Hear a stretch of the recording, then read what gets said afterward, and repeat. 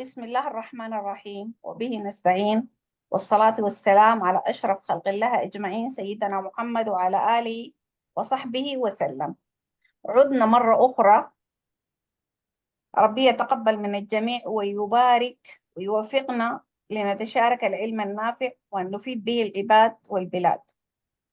نسأل الله أن يعم بلادنا بالأمن والأمان والاستقرار وأن يردنا سالمين غانمين إلى بلادنا. طيب، بما إنه ما زال الظرف صعب وغير واضح، قدرنا أن نتخير يعني بعض من الكورس حسب رغباتكم ونبدأ. عادة الكورس بتاع الالتراساوند يعني بنبداه بالتكنيك، بعد ذاك نمشي للاناتومي، بعد ذاك الانتربريتيشن and so on. لكن لأنه ما زلنا نحن يعني مذبذبين والظروف ما واضحة، فتخيرنا بعض الليكشرز بحيث انه يعني تفيد. نرجع تاني، ممكن نرجع تاني للتكنيك. قدمناه قبل كده في كورسات سابقة، لكن ما مشكلة نعيد تاني التقديم في وقت لاحق إن شاء الله. المهم الآن we are going to start with breast sonographic anatomy. And as you know, ultrasound is an important tool used in adjunct to mammography and sometimes in addition to breast MRI to evaluate breast masses and conditions. And definitely you know that it is safe, cheap, and mobile. And beside all and other advantages and benefits, ultrasound lacking of access of sufficient mammographic facilities in our country make it more and more important and essential for us. So it is crucial to learn more and more and to study it very well as to help our Sudanese women and worldwide women.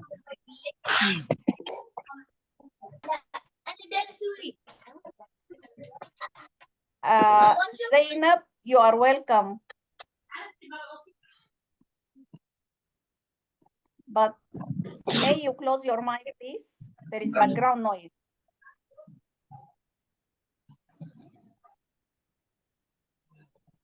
Okay. Everyone, if you like, to start with, we have many ultrasound images for you to recognize which is normal and which is abnormal. Please, everyone, keep your microphone open so as you can answer immediately, but make sure there is no background noise. Is that okay? Can we start now? Yes, please. Okay. First case? Huh? Let us go. Is it normal or abnormal? Normal. Hmm? It is normal. It is normal. Are you sure? Inshallah. All of you agree that it is normal?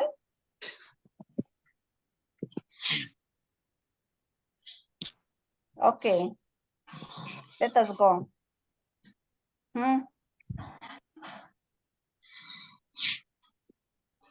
Everyone can answer. Please. Normal.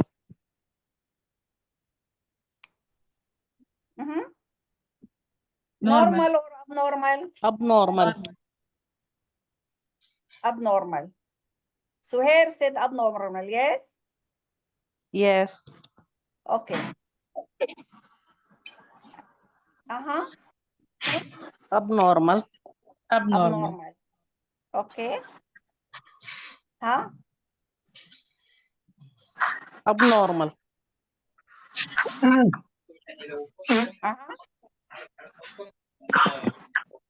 Sure.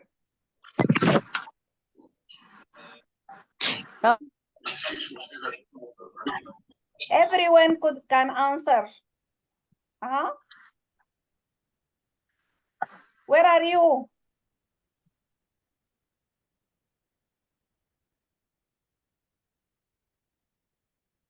Abnormal.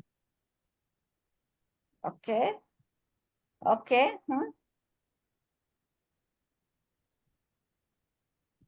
All right, keep moving. Normal. Normal. Okay. Normal. Why? Where are the other voices? I hear single voice. أهلا دكتورة رباب، أنا دكتورة سمية، معلش أنا في الدوام بس هتابع معاكم. You are welcome. You are welcome. Normal. Normal.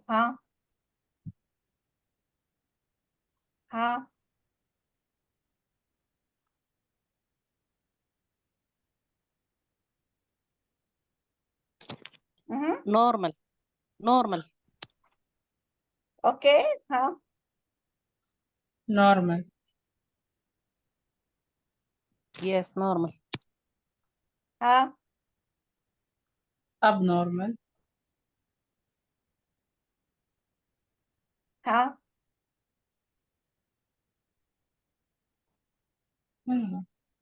Normal. Abnormal. لا دي ما عرفت صح.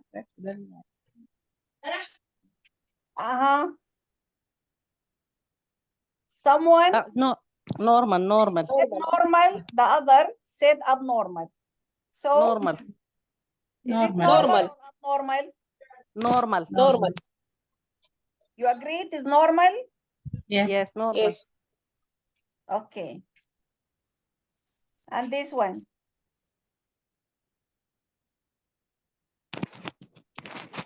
Normal.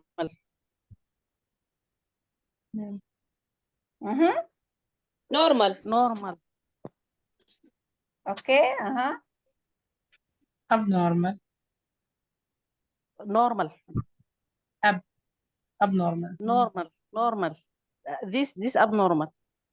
Previous abnormal. This one is Normal. For me abnormal. Normal. who said for me abnormal? سارة. Sarah Mac? أيوة ما كده أشوف السكين وسبكيوتينس تيشو والأشياء يعني كل for me Lactating. دي lactating لكن. Okay. What about this one? I'm not going to answer now. We'll discuss. Normal. Normal. We will go through the lecture and we'll discuss it at the end. Normal. Okay.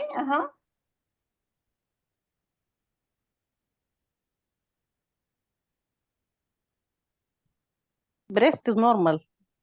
Yes, for implant. But implant, no, not normal. Yeah, you mean normal or abnormal? So you can normal breast? or you can say abnormal. Abnormal. Abnormal. Okay.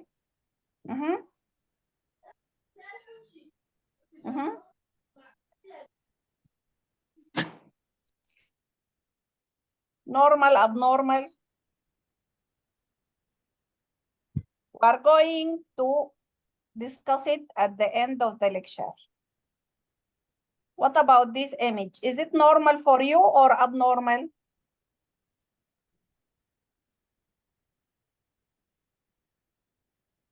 I think abnormal.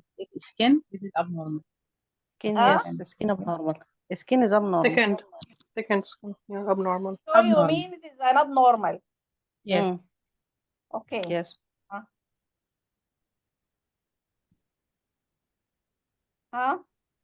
Abnormal. Abnormal.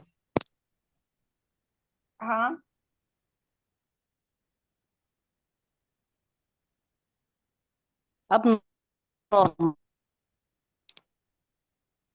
عشان الأرز ولا فيها سؤال؟ You need to calculate لا what is there normal is and abnormal for it for everyone. Okay, at the end of the lecture. Okay. You are writing in في your lesion hypoechoic lesion. Are you writing? Suhair, Yes. Are Yes, you I'm right. okay, Sarah. Yes. لا ده Okay. تعرف. Okay, do you write? Okay. This one.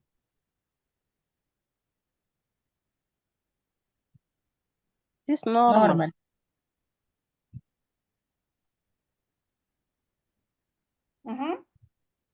Nipple. Quickly, time is flying. Normal. Normal. Normal. Huh? Abnormal. Huh?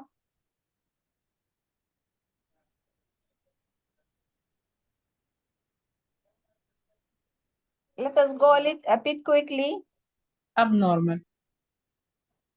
Huh?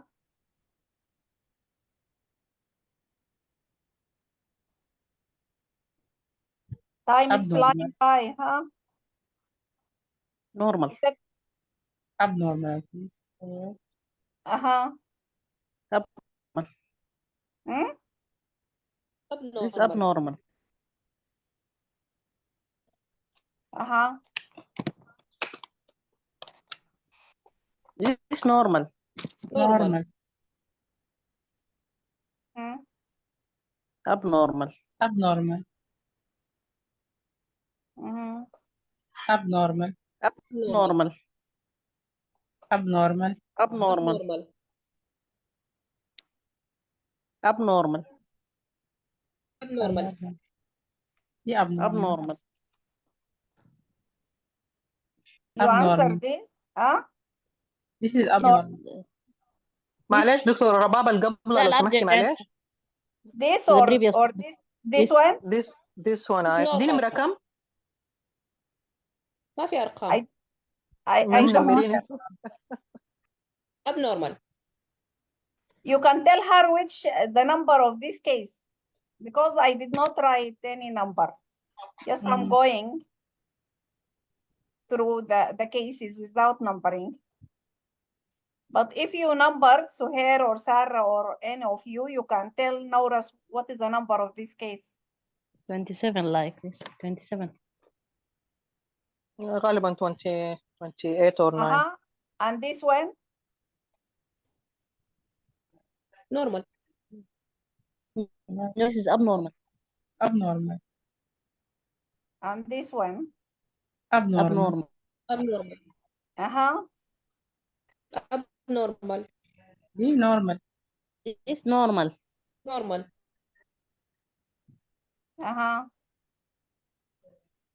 Abnormal. Abnormal. Normal. Normal. Normal. May I ask you one single more question? Why it is abnormal, this one? Skin. There is a skin Skin lesion. thickening. Thickening. The skin is 0.3. Is it thickened? Thickened. Who is Yes. talking? Point Who is talking? 3.4. 3.4. Okay, if it is 0.3, is it normal or abnormal? Until to 3 normal. Abnormal. Until to 3 normal. Who said until to 3 normal? Me. شوير. ولا السكين 2 ملم. For me, 2 millimeter, not 3. 2 millimeter is 2 normal. ملم. Who said it is 2 millimeter? Zainab. You are welcome, Zainab. Thank you. مرحبا دكتورة. Thank you. Okay. What about this one? Normal. Do you agree all it is normal? It is abnormal. No. Okay. This is abnormal. Abnormality. Okay, that is the last one. Now, yalla.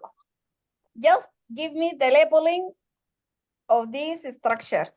When is skin. Vertical fascia. When is what? Where is one, دكتورة? Yes. When is skin? We start from here. This is the one. This is the one. What is this? This is the skin? No. Superficial fascia. This is superficial mammary fascia. Superficial mammary fascia. الصوت ما واضح عندي. It is not the superficial mammary. Superficial layer of the superficial fascia. Okay. Superficial fascia. Yeah. Okay. What about two? سامعين يا شباب؟ دكتور رباب معلش أنا ما سامعة. The superficial layer of the superficial fascia. When? ألو؟ أيوة. أنا ما سامعة الصوت. الصوت عندكم واضح كلكم؟ واضح. انت مناشرة. واضح يا زينب. واضح. Do you hear me? No, I'm not hearing you. تمام. بحاول أضبط الشبكة. Okay. What about two? Subcutaneous fat. Subcutaneous fat, excellent. Or primary fat, or primary zone. All answers are true. Three.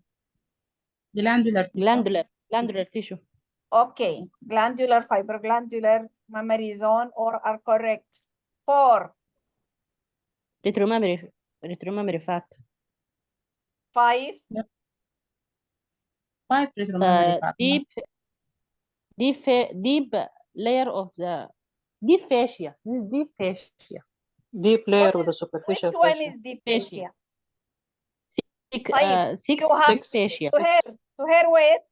You have 4, 5, and 6.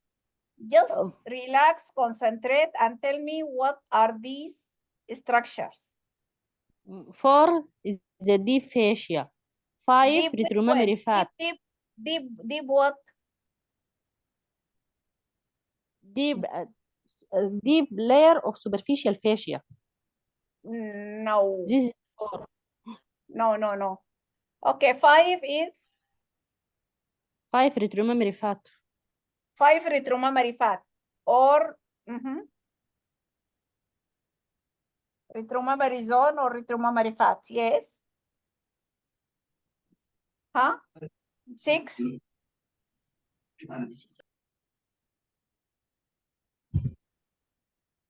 Six is prepectoral fascia. Yes, excellent. Prepectoral fascia. The other name is deep layer of the superficial fascia. Okay. طيب, what about 4? Superficial layer of the deep fascia. No.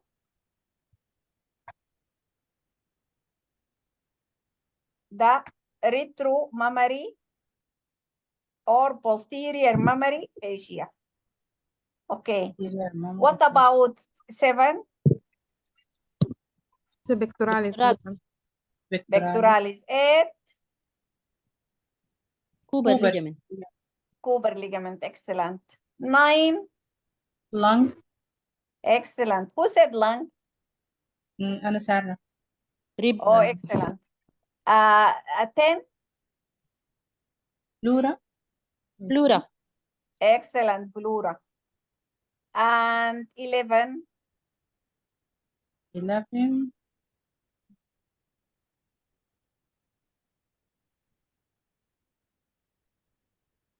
Fascia, but which fascia? Fascia. Yes, fascia. Yes. You are right. You are right. It is a fascia. But which layer of the fascia? The deep layer of the superficial fascia. No. What you said? This is a deep layer, and this is a deep layer. Superficial. The superficial fascia. This is superficial layer, and this is the deep layer because the breast is enveloped between the two layers of superficial fascia. One just beneath the skin, the other one just overlying the pectoralis muscle. This is the superficial fascia, but these are the deep fascia. And the gland, then the gland or the fibroglandular tissue enveloped between the pre-mammary or anterior mammary fascia and retromammary or posterior mammary fascia. You got it? Okay. 12.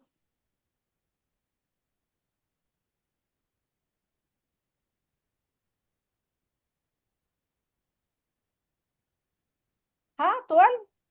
Yeah, again, this is the superficial fascia. Yeah, superficial layer of the superficial fascia. Here Yes. it is close to the skin, but here it is a little bit away from the skin within the subcutaneous fat. That is the one. It is waving like this. Huh? What about 13? What about these structures? If you don't know, we can skip it. No problem. This is ductus. This is ductules or يعني ductus. Okay, what about 14? Skin. Skin. Okay. Continue. When? Quickly. Skin. Huh? Skin. Skin 2. Subcutaneous fat. 3. Cooper ligament. 4. Anterior mammary fascia.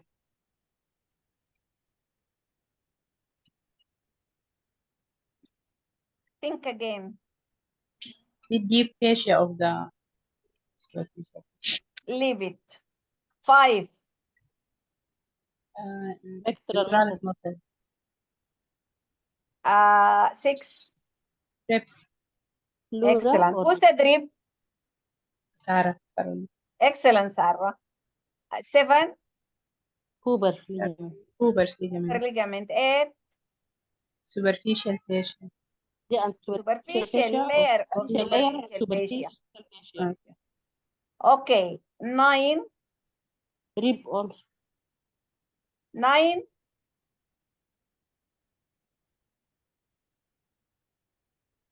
Or line of pleura. Pleura. Pleura. 11.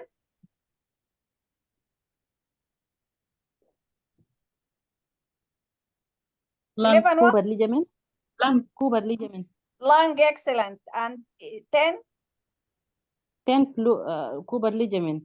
Cooper ligament. Yeah. Okay. So here, this is a Cooper ligament, and this is Cooper ligament.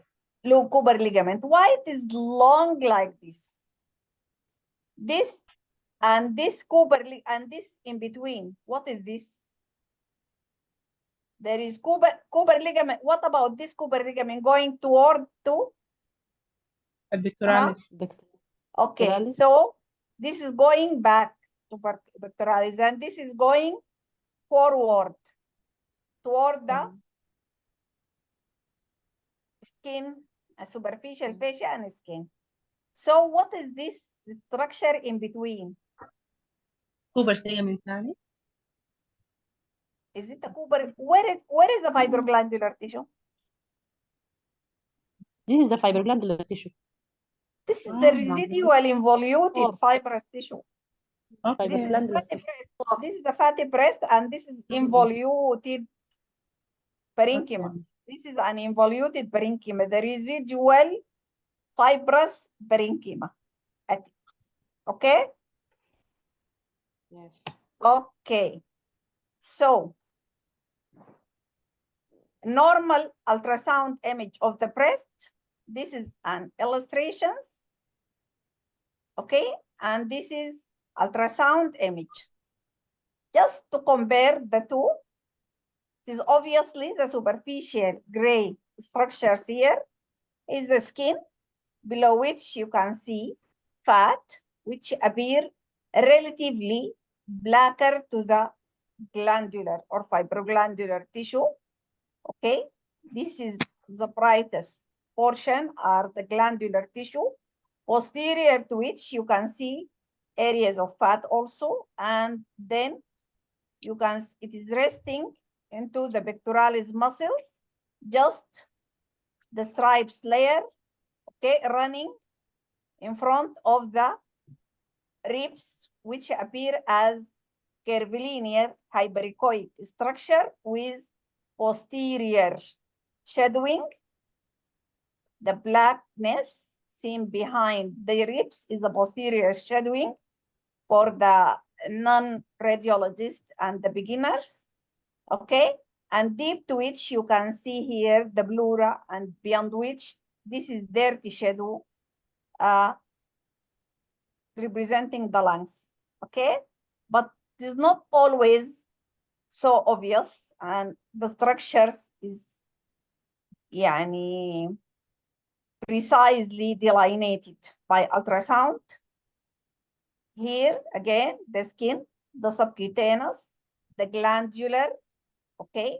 Then the retromammary fat, and here you can see the pectoralis muscles, this shadowing, and curvilinear hyperechoic representing ribs, and posterior to the ribs, hyperechoic layer representing the pleura, and the dirty shadowing, bright or grayish shadowing representing the lungs, okay?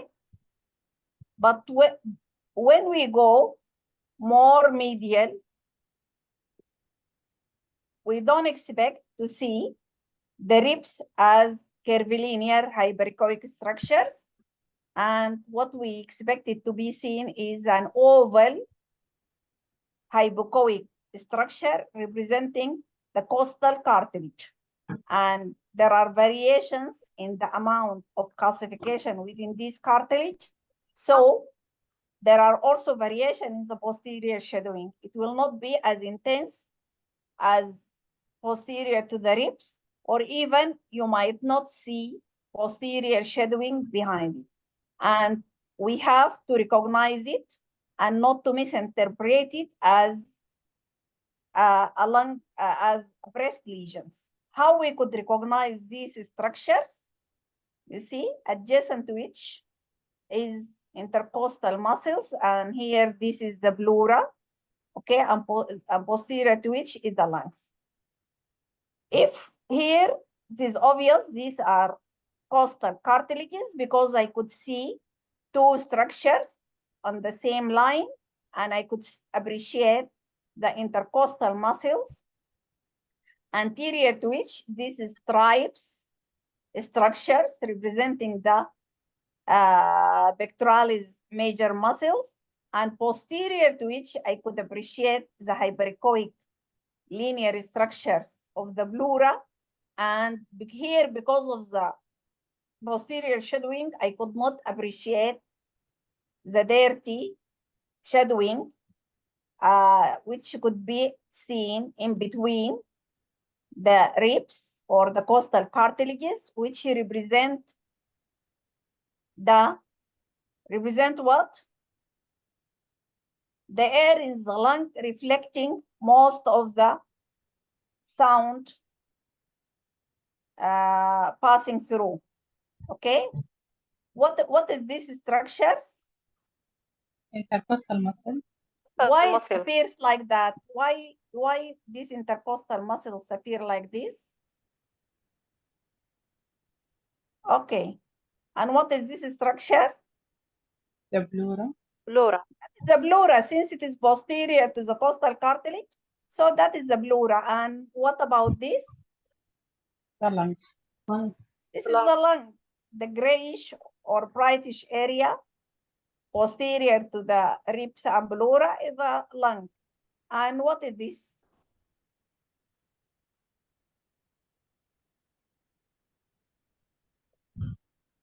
Pectoralis major muscle. Okay, this is the pectoralis, and this With the fat, the breast, the mammary The fat, prepectoral fat. Prepectoral. mammary fat, what is this? where This here, Skin. The skin. skin, and here, Mammary part. Mammary part. Cutaneous tissue. subcutaneous, and this hyperechoic structure passing parallel. This is this one parallel to the skin. The superficial Fascia. Superficial fascia. Superficial. Okay, superficial fascia. So posterior to the superficial fascia. What do you expect to see? Okay. Hyperglandular tissue. Not Hyperglandular. hyperglandular tissue. I think this is male Male breast. breast. Male breast.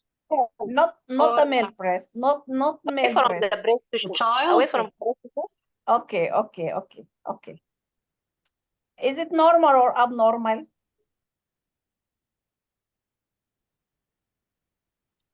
This is it Normal. Huh? This is normal.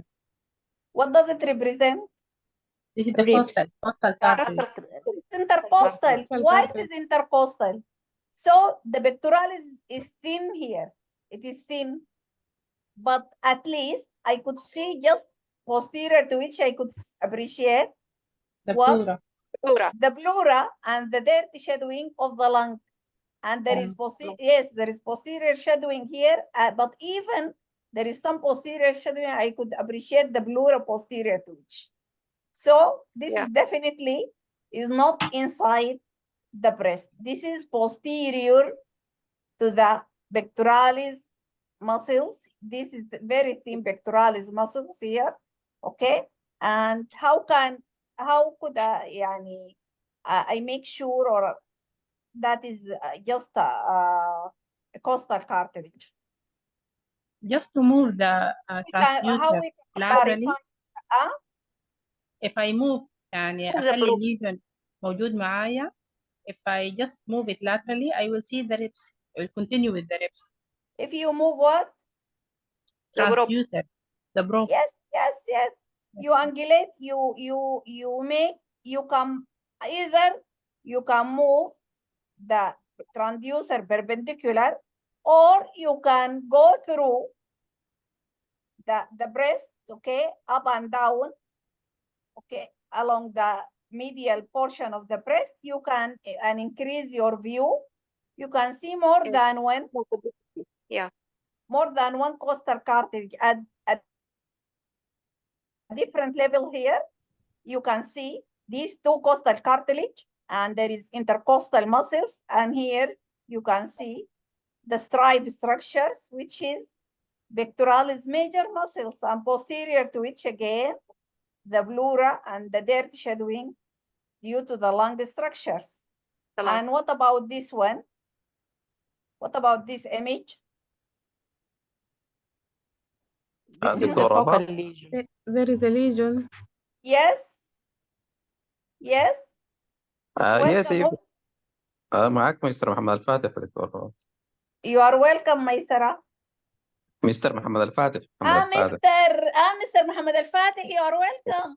الله يسلمك. شرفت أنا سمعتها ميسرة ما أعرفها. أهلا بك يا مستر. يديك العافية. بس بالنسبة للكوست إنه عارف إنه ده ريب ولا ليجون. برضه لو عملت مثلا اموت ممكن اشوف سلايدنج اوف ذا بلورا، ممكن اشوف الساد بيتش ابييرنس بتاع البلورا and underlying lung. كنت برضه توضح لي this is the rib. Yes, you are right. But for us, for the junior radiologist, they have to know from static view. Static image. Yes. The static image, they have to recognize which normal structure and which is abnormal. Okay. Yes, they have to know it. Without, even if they have seen the image and the patient is not here, they have to recognize, yes, this image is, this structure is normal and the other structure has to be an abnormality. Okay. Thank you. Thank you very much for your information. Additional information. Continue. What about this image? There is a novel hypoechoic lesion just anterior to the pectoralis. Who is talking? السلام عليكم دكتورة رباب، مي عبير الهادي. Oh, عبير, you're welcome. شرفتينا. الله يخليك يا مرحبا. رب. احنا لنا Yes. الشرف والله نحضر محاضراتك، يديك الصحة والعافية. Excellent. Well done. Here it is very obvious يا جماعة. Here it is an obvious. These are the costal cartilages. How I could recognize these are costal cartilages?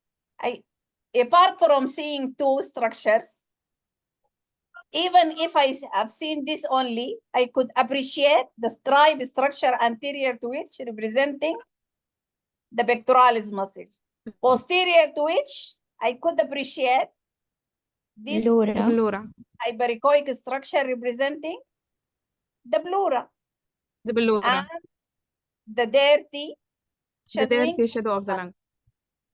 And because I could appreciate, I could recognize, I could see the other intercostal costal cartilages, I could see even the intercostal muscle in between.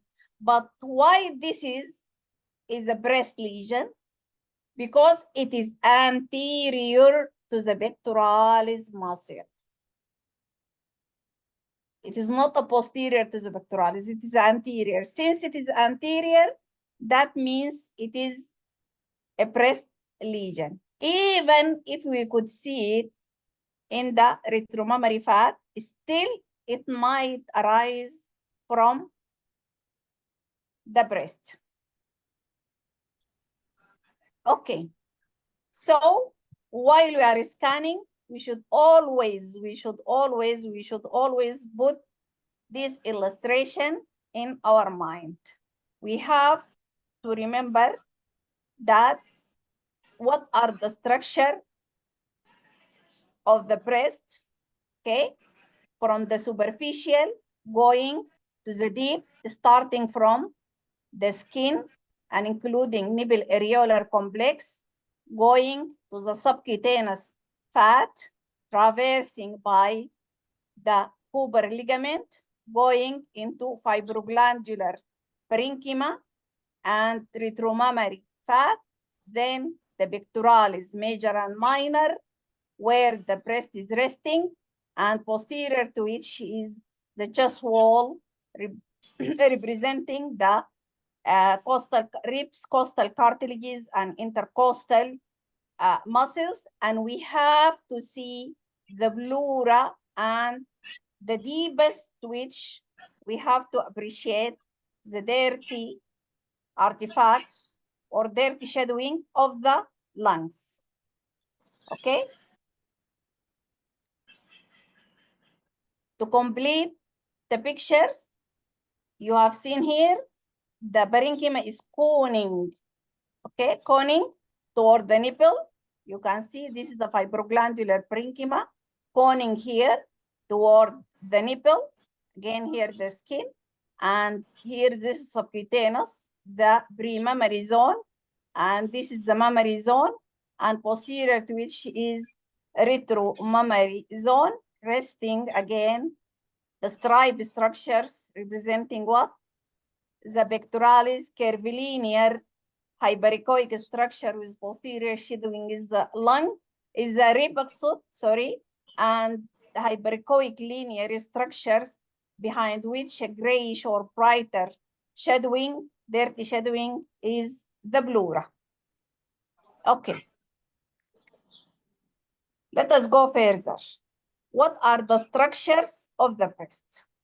As you know, the breast, there are lactiferous sinus, lactiferous duct, breast lobule, including terminal duct lobular units. These structures together representing what? The glandular tissue or the glandular component of the breast, as you can see it here. Okay? And the Cooper ligaments, fibrous lobule, and fascia representing the stroma. The glandular tissue embedded or supported by fibrofatty stroma which representing the major component of the breast tissue. So the glandular tissue and the surrounding stroma both together representing what? Represent parenchyma. So any distortion, destruction, abnormal size, number, or change in echogenicity of these structures, it represents an abnormality and breast pathology. Okay? What is the significance of learning or understanding the normal breast sonographic anatomy? Why we have to know it in depth, or why we study it in more details? What is the significance of that?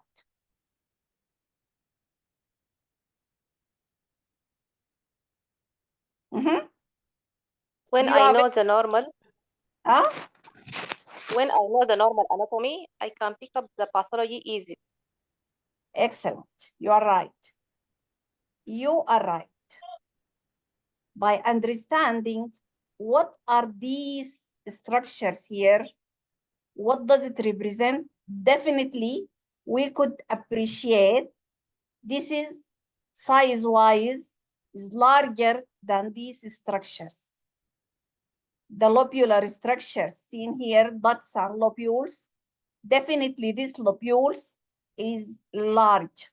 That means it is an abnormal lobule. And not only that, you know that we are all aiming to pick cancer as earliest as possible. If you look here, this is very tiny breast cancer. Diagnosed by ultrasound, how it is tiny in the gray scale, but here in elastography, it appears larger and stiffer, which are suspicious feature proven to be a breast cancer.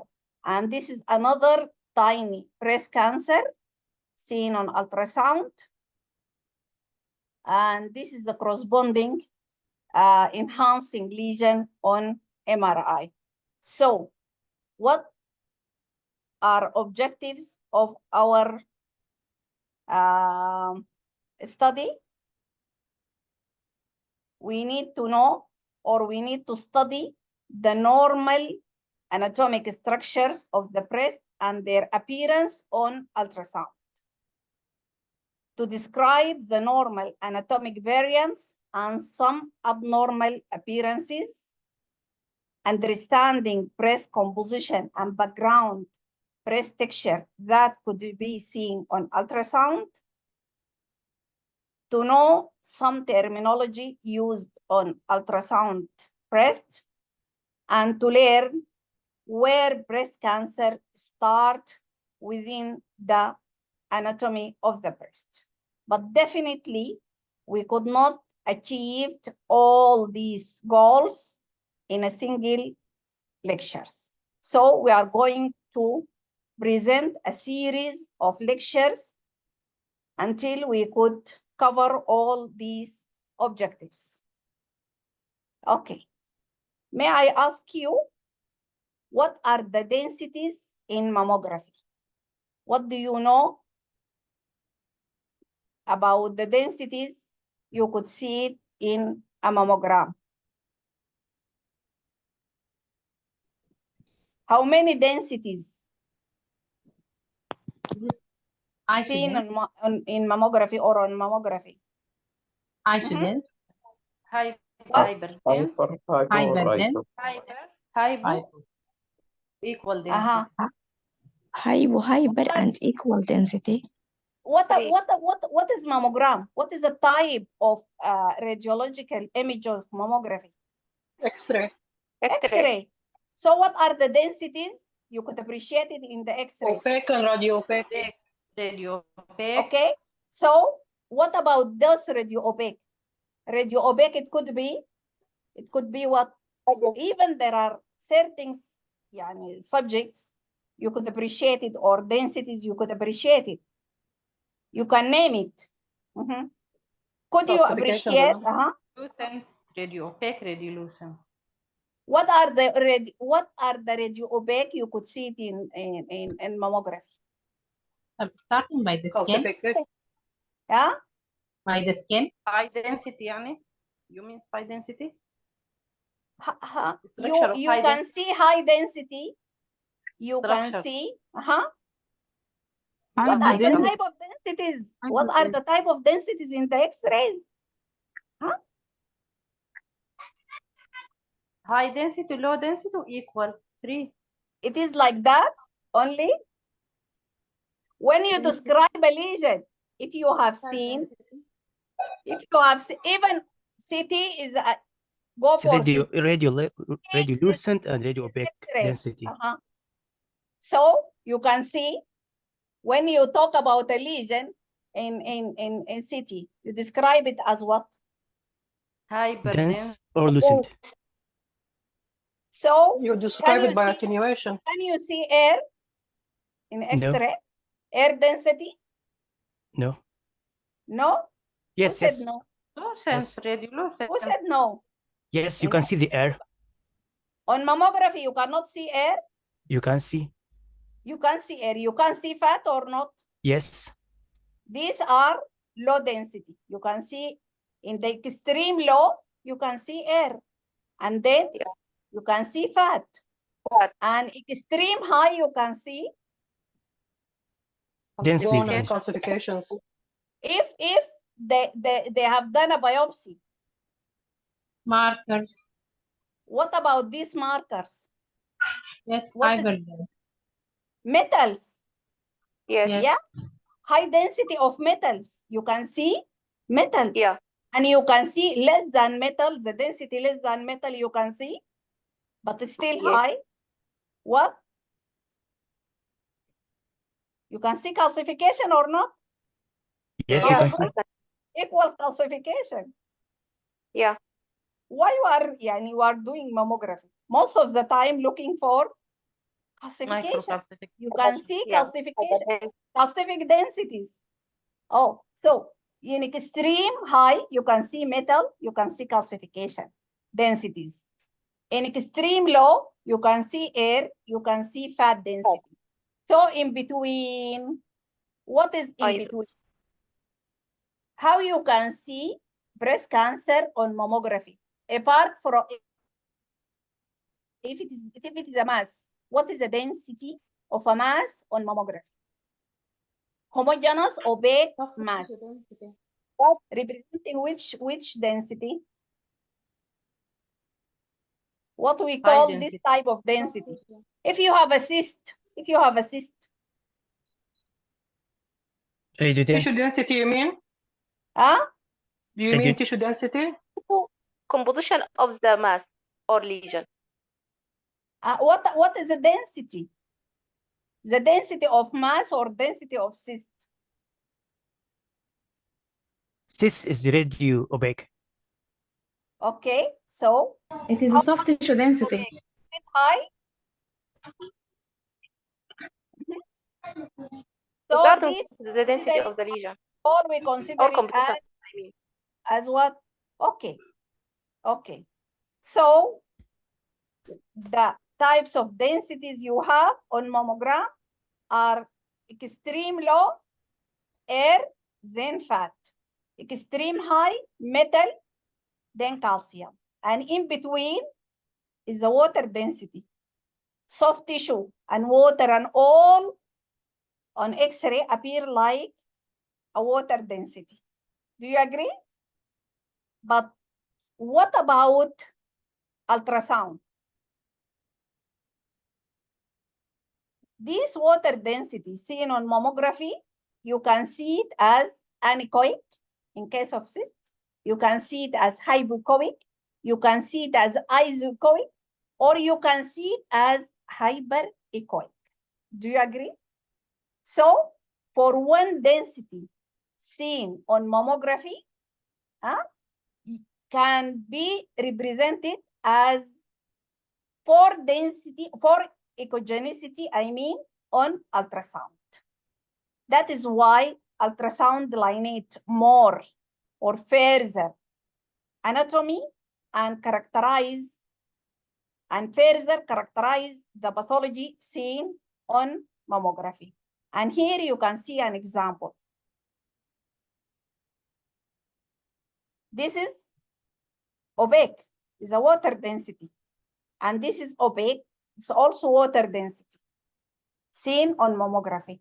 But the same opacity seen on mammography characterized in the first case as a cyst, anechoic in ultrasound, and the other one representing as soft tissue mass with even part of which is cystic, is anechoic, part of which is anechoic.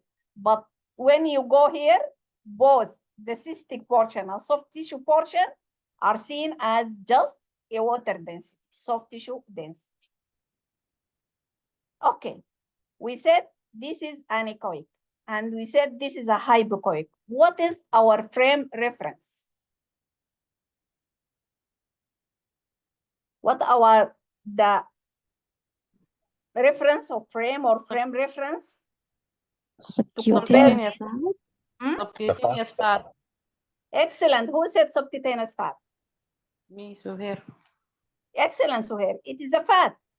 Our frame of reference is the fat. You see? We are saying fat is hypoechoic, but actually we have to consider fat or to think about it as an isoechoic at the center of the gray scale. You see? And we, at the beginning, we have to adjust our gain setting to display the fat at all levels as a middle level or gray. You see, we have to center it at the mid-level gray. The fat should be here from the beginning to adjust our scanning or our machine to put the fat here so we could refer each structure or each lesion to and compare it with the fat. Okay? So when the fat is middle gray, any structures or lesions of equal echogenicity to the fat, we call it as an isoechoic. Okay, an example of these, epithelium and loose stromal tissue. The loose stromal tissue are, as we mentioned before, intralobular and the periductal stroma, those representing loose stromal tissue along with the epithelium appear isoechoic to the fat. Okay? And structures or lesions brighter or having echoes more than the fat appear brighter or whiter to the fat, and we call it hyperechoic, not echogenic. Don't say echogenic. We call it hyperechoic. An example for that structures or for these structures is compact stromal tissue, compact stromal fibrous tissue, and these representing interlobular stroma and Cooper ligaments, anterior and posterior mammary, and superficial pectoral fascia. Okay? These are compact stromal fibrous tissue. It's also, as you have seen, the skin and the capsule of a cyst and pseudocapsule of fibroadenoma are brighter to the fat, and calcium or needles, the metallic structures, are also appear in the extreme right of the gray scales. And if there is no internal echoes, the structure or the lesions appear black, and we call it echolucent or anechoic. An example for this is simple cyst and clear duct ectasia. Okay, and the most important region which represent the hypoechoic, which when there is fewer echoes than fat, okay, but there are echoes, okay, there are echoes but are fewer than fats. And why this is important? Because most of breast cancer seen in this area of the scale, as well as benign breast masses, including the cyst when it's filled, complicated cyst when is associated or filled with debris. So we can go here through examples. We can go here through an examples. Okay. Excuse me, please. Hello. Hello.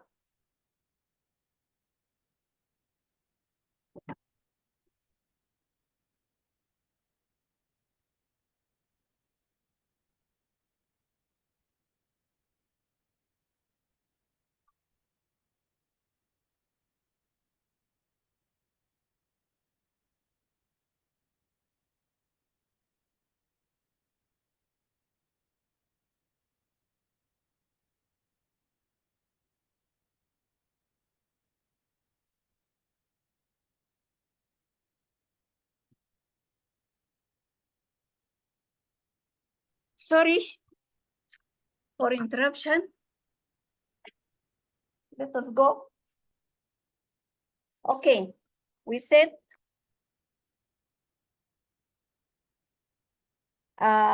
example of an echoic lesions is simple cyst.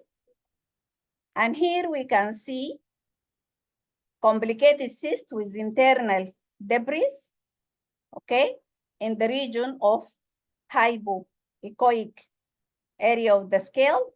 And as we mentioned, in the extreme or in the, the most brightest structure, the needles, and then the calcifications as seen in these lesions.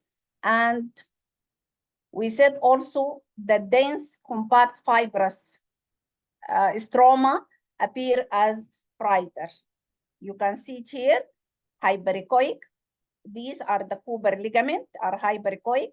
This is a superficial layer of the superficial fascia, anterior mammary fascia, posterior mammary or retromammary fascia, and the sorry, the intralobular fascia, definitely we cannot appreciate it. It will be within these structures here, okay?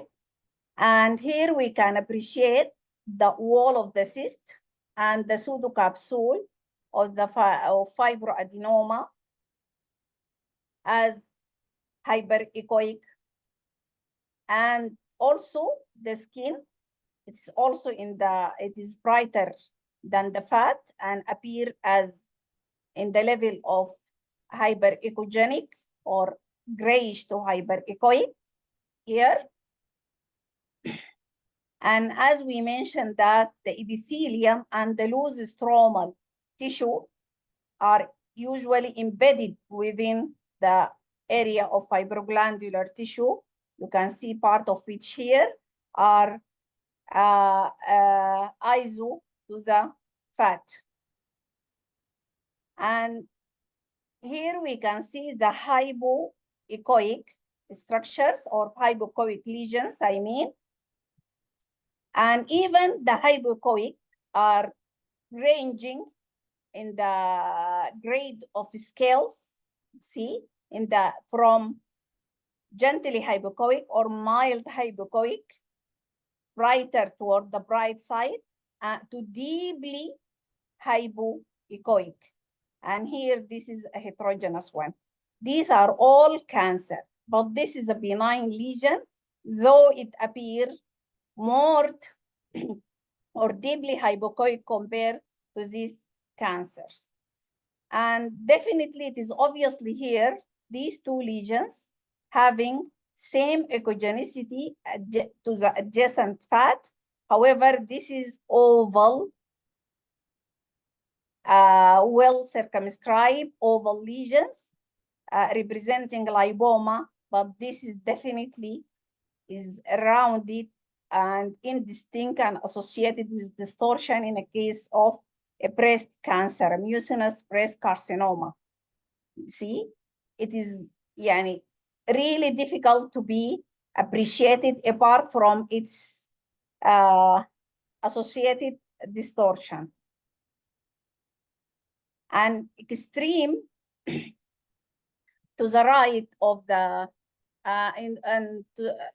the hyperechoic lesion on the right side of the scale, we can also see some breast lesions ranging from benign to malignance. In the upper row, we have two examples of a benign lesions like angiolipoma and BASH and sometimes adenosis and lipomas, a lot of benign lesions. A lot of differential diagnosis of benign lesions can be included in this part of the scale. And in the lower row here, we could see hyperechoic lesions, okay, representing, these two examples are representing a breast cancer. What about this lesion?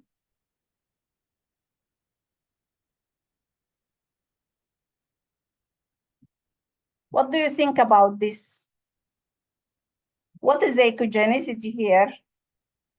Isoechoic. Isoechoic. Yes, we have an isoechoic here. You see? What do you think? Is it a benign or malignant or what?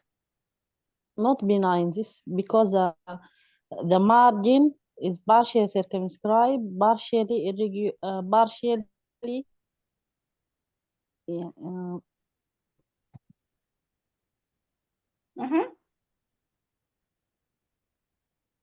partially indistinct. Indistinct. So this is not benign, malignant lesion. Okay. Any other suggestion? It seems, it looks, it compresses the fascia downward, displacing it downward. Can you raise your voice? It seems it, okay, it displacing the superficial fascia downward with indistinct margins. Sarah Al-Mak, what do you suggest for this? What is your suggestion? طيب I need to clarify, is it this one or this one? This lesion or You this need to lesion? you need to clarify. I'm asking about this one, this area. This one? You suggest you suggest this might be a lesion? Yes, or maybe it's what is called the shadow. Okay. At the border. Okay. Okay. But this is appear here as a discrete area. More discrete area. What do you suggest? Wallahi, I'm not happy about the lateral border. One of the border are undefined laterally. So how you are going to clarify it? I need first to see other image. I want to scan it more. If it is still like that. What other image? What other image do you want? I need perpendicular to this one. Excellent, well done. Now you have perpendicular. To see it is fat or not, yes. Yes, it is normal. Yes, it is iso. It might be lipoma. It is a fat lobule. This is a pseudo lesion. This is a pseudo lesion. Sometimes in a transverse or a longitudinal view, you might see a discrete fat lobule appear like a lesions, but you need to put your probe perpendicular to make sure still it has a consistent shape or not. When we angulate our probe 90 degrees to the first image, then this structure get elongated and merge with adjacent fat. You see? And everything is spread away. This is transverse and this is long. And that was my case. And it was just a pseudo lesion representing a fat lobule. Okay. Is this skin normal or not? Abnormal. It's obviously abnormal. Why it's abnormal? Increase thickness of the skin. Okay. With increased echogenicity. Increase echogenicity. Looks yes, more echogenic. Increase the thickness also. The thickness, we agreed there is increase the thickness. How much increase the thickness? On 4.7 millimeter. How much increase from normal? What is the normal thickness? 2 millimeter is the normal thickness. 2 millimeter. It's okay. So 2 millimeter. Should not more than 2 millimeter.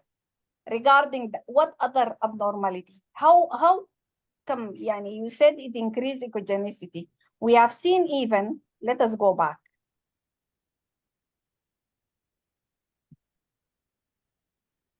Is it brighter than this skin? Is that one brighter than this? No, same echogenicity. Huh? Same echogenicity. But in which term? How you can describe the abnormality? What is the difference between this skin and the previous skin? This is less brighter. What? Less bright. Less bright. Okay, accepted. But Edimeter maybe. Yeah. okay. Containing more water.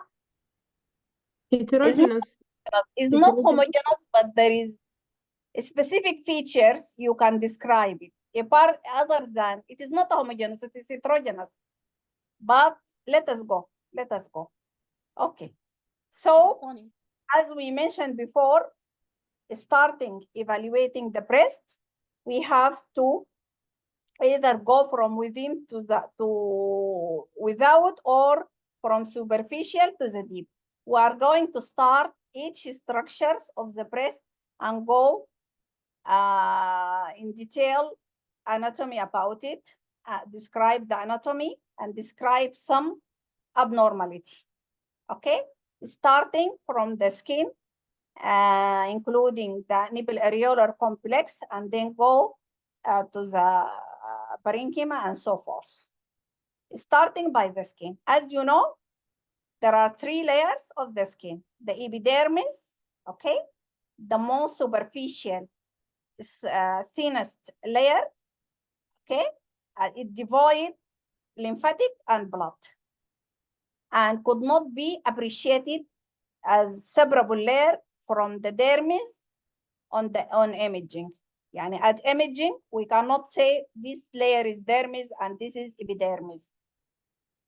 And below which is the dermal layer or the dermis, okay, which contains the sebaceous glands and the hair follicles, as you have seen here. And below the dermis is the hypodermis with the common terminology, which is subcutaneous fat or subcutaneous layer, okay? And it shares a collagen and elastin with the dermis. And this layer contains the blood supply of the overlying layer of the skin, and it is rich in lymphatics. These are really important. We have to know about all these structures because it will imply what?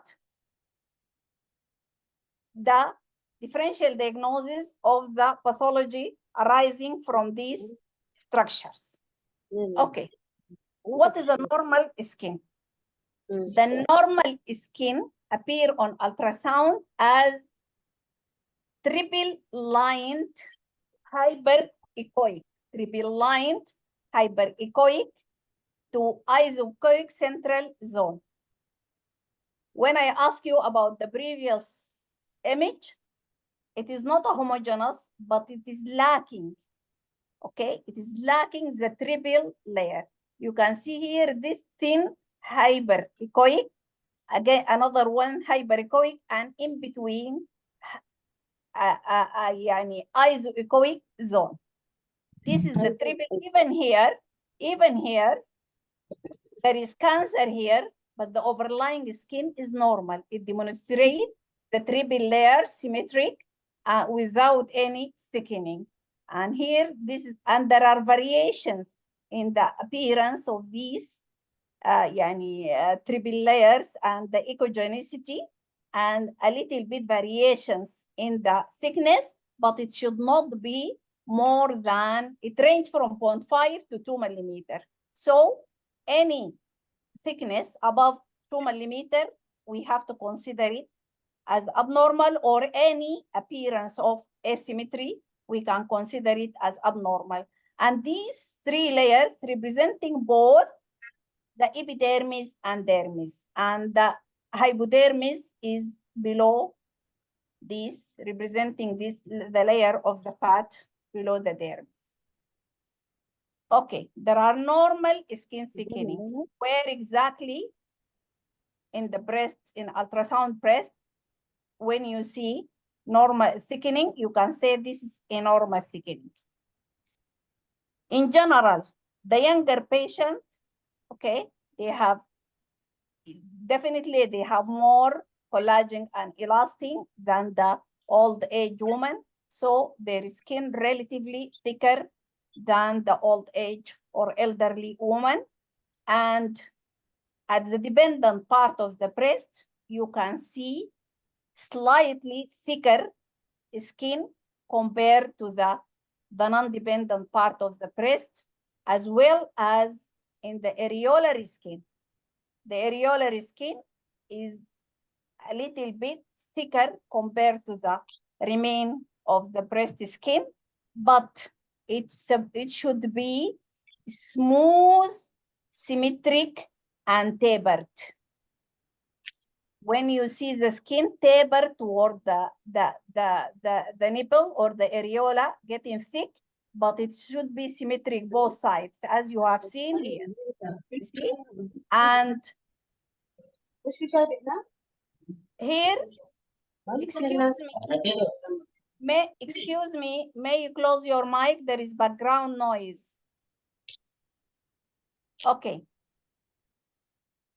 What do you think about this? Definitely, this is the areolar skin here. This side is much thick compared to this side. Definitely, this is an abnormal thickening. And here, both sides symmetrically thickened, but the thickness is too much thickened. So we consider it as abnormal thickening. Okay. Regarding diffuse skin thickening. Diffuse skin thickening can be symmetric or can be asymmetric. It can be homogeneous thickening, or it can be thickened but still preserve the tri-lined or the triple layer of the skin. It can be mild, moderate, or marked, as in these cases here, it reaches 1.5 centimeter thickness, okay? And it can be, as we mentioned, homogeneous, or it can be heterogeneous. You can see here heterogeneity, hypoechogenicity scattered within the skins. and it can be seen with benign, like inflammatory conditions, or trauma, or these issues, fat necrosis and these things, or it can be seen definitely with malignant disease of the breast. Focal skin thickening. Most of the time, focal skin thickening is due to benign breast lesions. And a lot of cases coming during in the ultrasound clinics, patients presenting with lump, painful superficial lump, or tenderness, or focal skin reddish, you see, with some mild pain. And this is, as you have seen here, when you put your probe, you can see a focal area of skin thickening with altered echogenicity in these two examples here, but the skin is still preserved, and most of the time these are representing a dermoid cyst with inflammation, with or without inflammation. But in the other example here, we can see lesions in the subdermal layer infiltrating the dermis, which appear irregular, giving an ugly appearance. Suspicious findings, however, proven to be a fat necrosis, a benign process still. When we look for malignant changes of focal skin lesions, this example here from the literature, you can see small breast cancer in the here extending into subdermal and then into the dermis, causing infiltration of the skin and focal skin thickening. And this is our patient presenting with multiple skin nodule due to metastatic deposits. Can you see? Can you see the two layers of the skin, the two hyperechoic layers even are thick, and these are nodule are seen within the skin. And the third example here is also our patient having a breast cancer. And if you look here, there is area of focal skin thickening, but there is no interruption. That means, and even the malignant lesion is far posterior away from the skin, but still the skin is thick and with preservation of the triple layer. What do you think the cause in this case?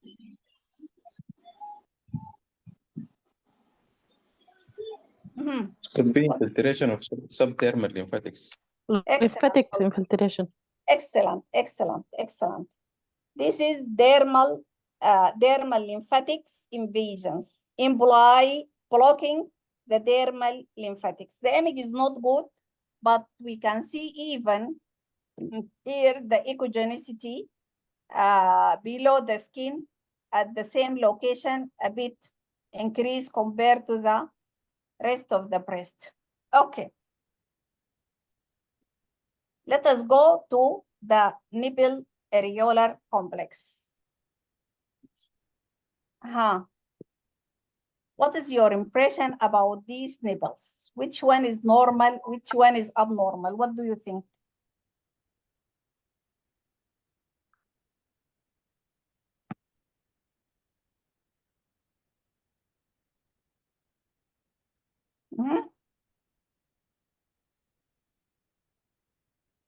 All are normal, all are abnormal, or some are normal, some are abnormal?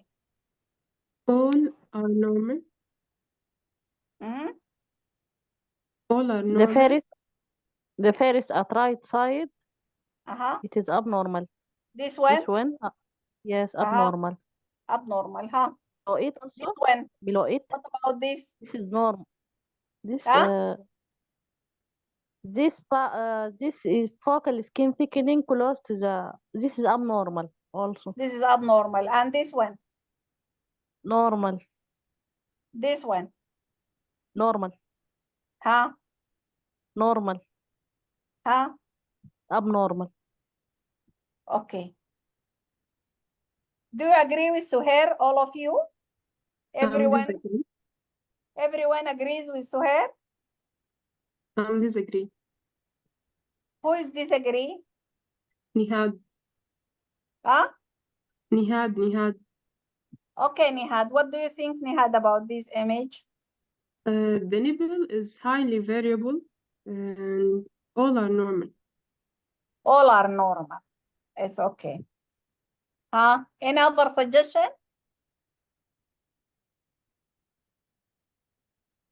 Zainab, Sarah Almak.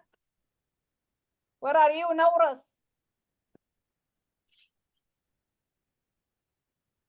What do you think?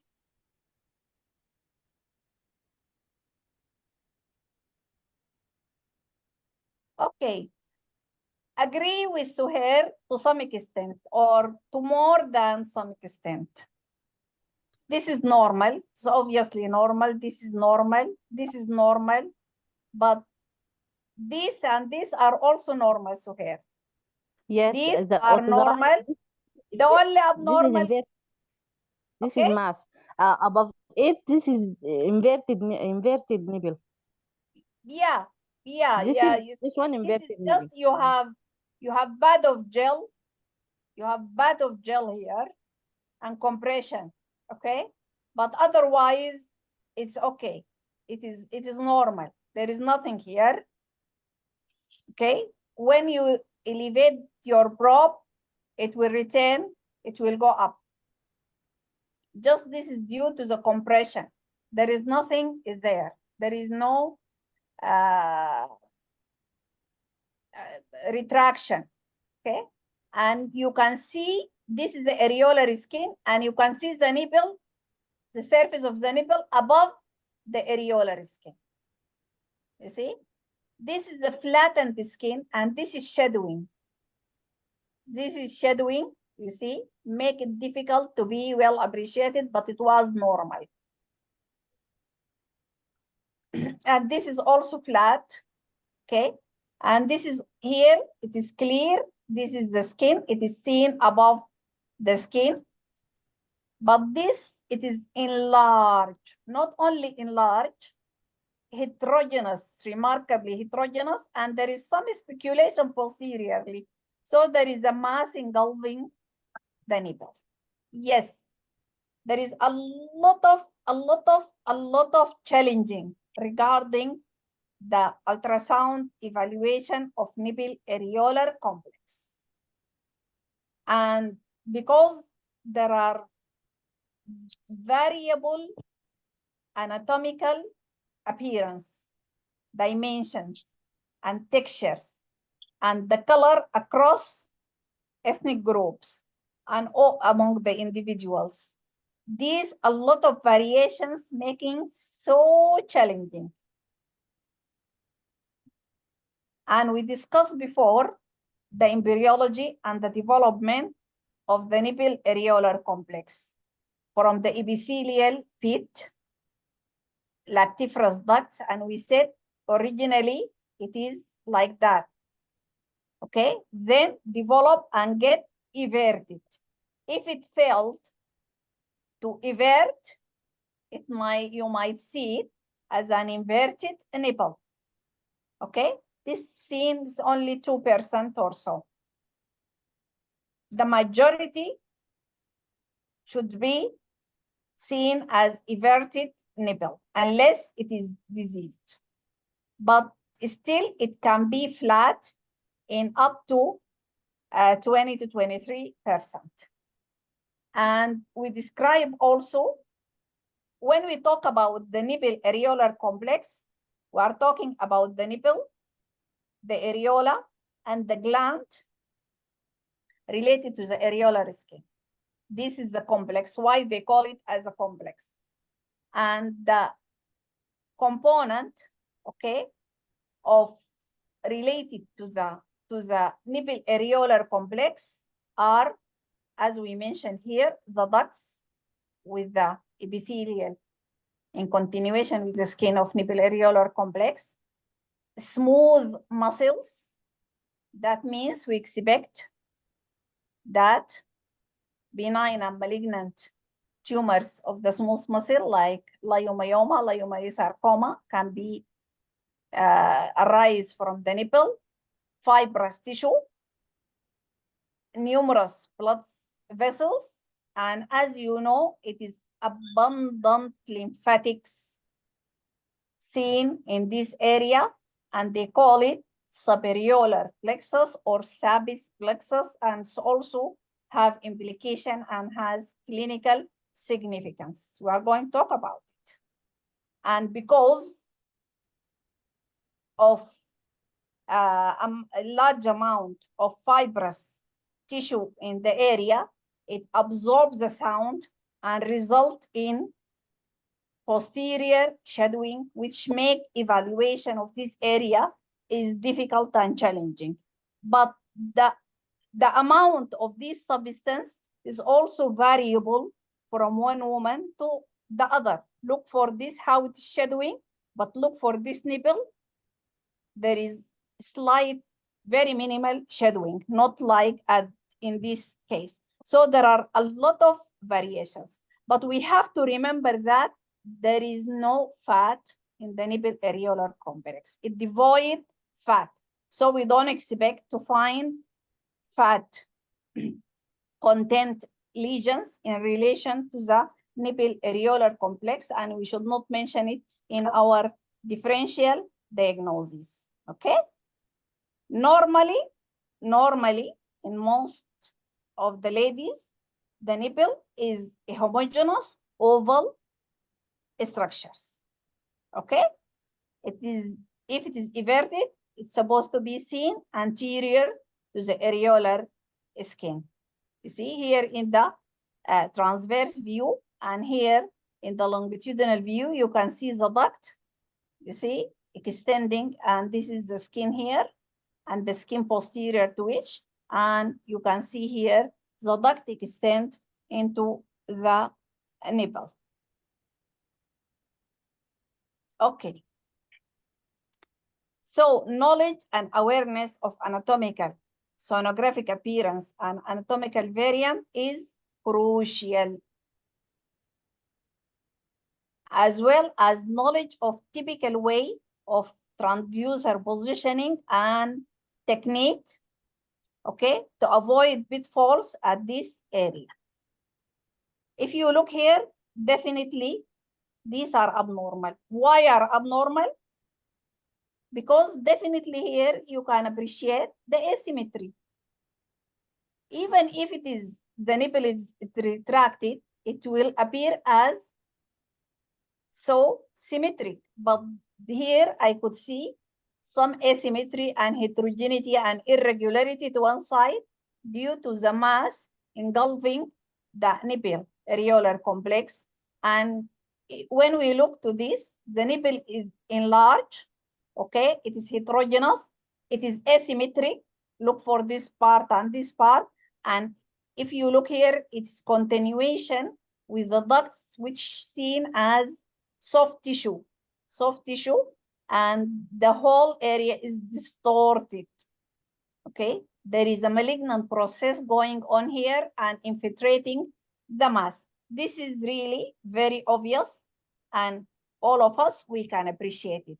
And when we look here, there is definitely a small circumscribed hypoechoic lesion well appreciated within the nipple, a nipple lesions. But sometimes there are small lesions within the nipple. Yani, there is some difficulty to be differentiated, especially if it is iso to the remain of the nipple. Yani, you can with difficulty be seeing these focal lesions. So you can use other techniques to help you for evaluation of this lesion, and in this case, the elastography here demonstrate or delineate the same area as a focal lesion here in a case of epidermal inclusion cyst, and this is the nipple abscess. It is surrounding with Doppler echoes, so helping us to delineate that what we have seen within the lesion, within the nipple, is the real lesions. And it's also important, always, always, always, we have to correlate with the clinical. If we have seen any, or we suggest any abnormality in relation to the nipple, we have to correlate with the clinical. And in this case here, there is a palpable abnormality, and there is subtle area of altered echogenicity, in distinct area of altered echogenicity within this nipple. And on Doppler study is a hypervascular lesion in a case of nipple adenoma. Okay. What is the most important in evaluation of the nipple? Because of a lot of challenging and this variability, that we have to compare both sides. And the majority of normal nipple areolar complex are symmetric. So almost all are symmetric. 96% of women, they have bilateral symmetric nipple areolar complex. And even if there is asymmetry, it will be very subtle. So we should always compare both nipples or nipple areolar complex regarding their shape, their size, echo texture, vascularity, and so on. And we have to remember that enlarged nipple, it can be benign or can be due to benign or malignant cause. So what do you think about these two cases? Which one is normal and which one is abnormal, and why? This is the same patient, bilateral nipple areolar complex.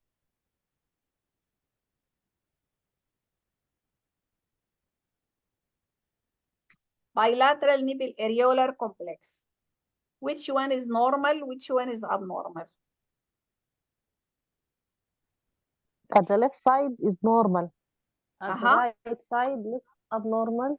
In term of what? What is abnormality? Heterogeneous. The lower part of the nipple is heterogeneous. There is an area of heterogeneity, hyperechoic heterogeneous area. Excellent. Although there is no shadowing here, but it is indistinct and irregular. The surface is irregular, the deep surface, and there is increased echogenicity here, and it is larger compared to this one. Here I could see the skin. I could see it anterior to the skin. I could see the surface, but this is definitely not the case in the other sides. And again, this is bilateral nipple. Definitely, this one is larger compared to the other one in a case of invasive ductal carcinoma, but not always the case. As we mentioned, not always the cause of enlargement is due to malignant process. And here we have example of nipple leiomyoma. Look how it looks enlarged and ugly compared to this invasive ductal carcinoma. So when we can say it is an abnormal nipple, and we have to go further to evaluate it further to exclude pathology. Again, another example of enlarged nipple with hypervascularity, and here we correlated with MRI.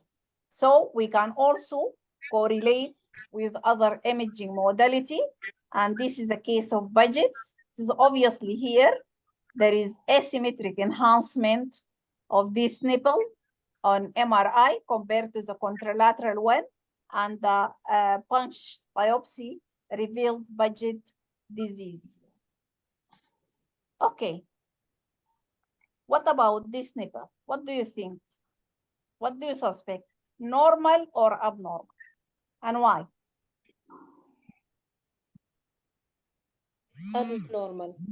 Huh? Hypervascular. Who said hypervascular? Zainab. Zainab, you're welcome. It's abnormal because it is hypervascular. Okay. I think. Any other suggestion? Any other suggestion? It is large. Huh? A large nipple. Regarding the vascularity, I'm talking about the vascularity. What do you suggest? Regarding the vascularity, normal or abnormal, and why?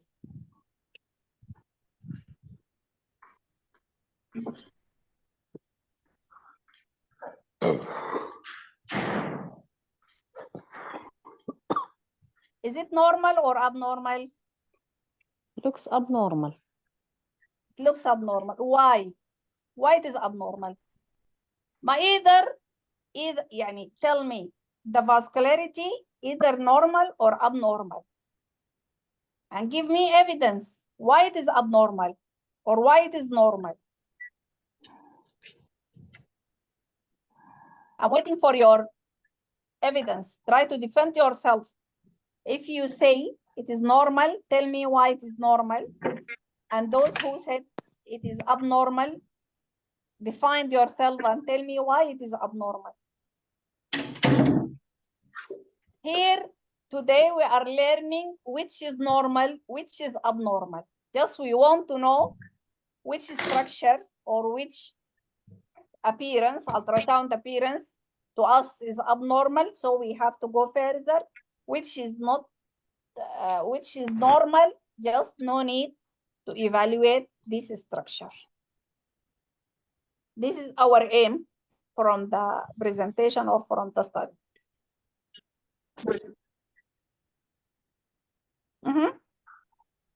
I will compare it to the other side.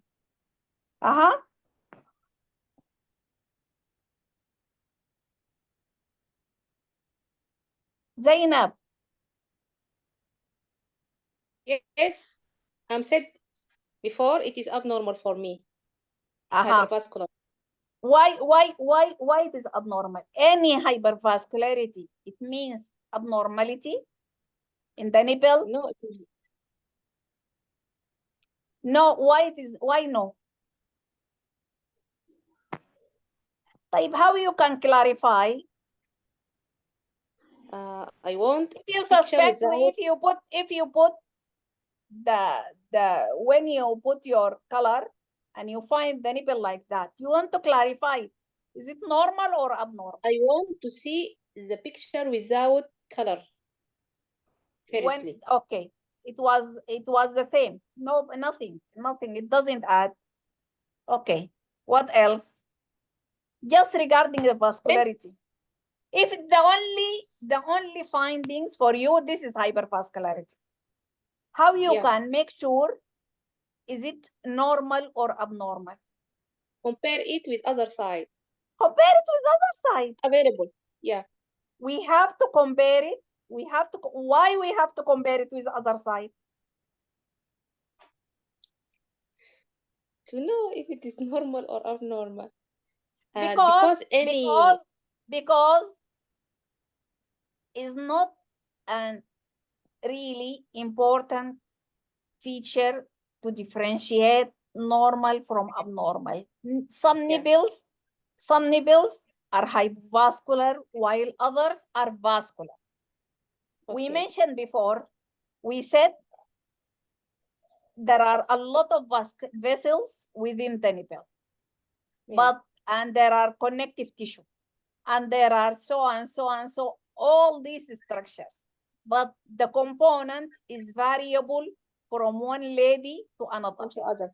We have seen one example, of extensive posterior shadowing, while the others, there was a lot of shadowing. So there is difference in the connective tissue or fibrous component between the two nipples. Because also the vascularity, there are variation in vascularity from one nipple to another. Some nipple you might find it hypervascular. The others, you might see it as hypovascular. So I need to compare the two sides to make sure this is abnormal vascularity or not. Okay? We have to compare the vascularity on both sides. When we compare the vascularity, so here it is obviously this is hypervascular. Hypervascular. So this is, now we are sure this is an abnormal vascularity. If I ask you, Zainab, regarding this vascularity, yes, what do you think? Normal or abnormal without seeing the other breast? The new image? From this image, this one, regarding this vascularity, what do you think? I think it is a normal to some extent. Any other suggestion?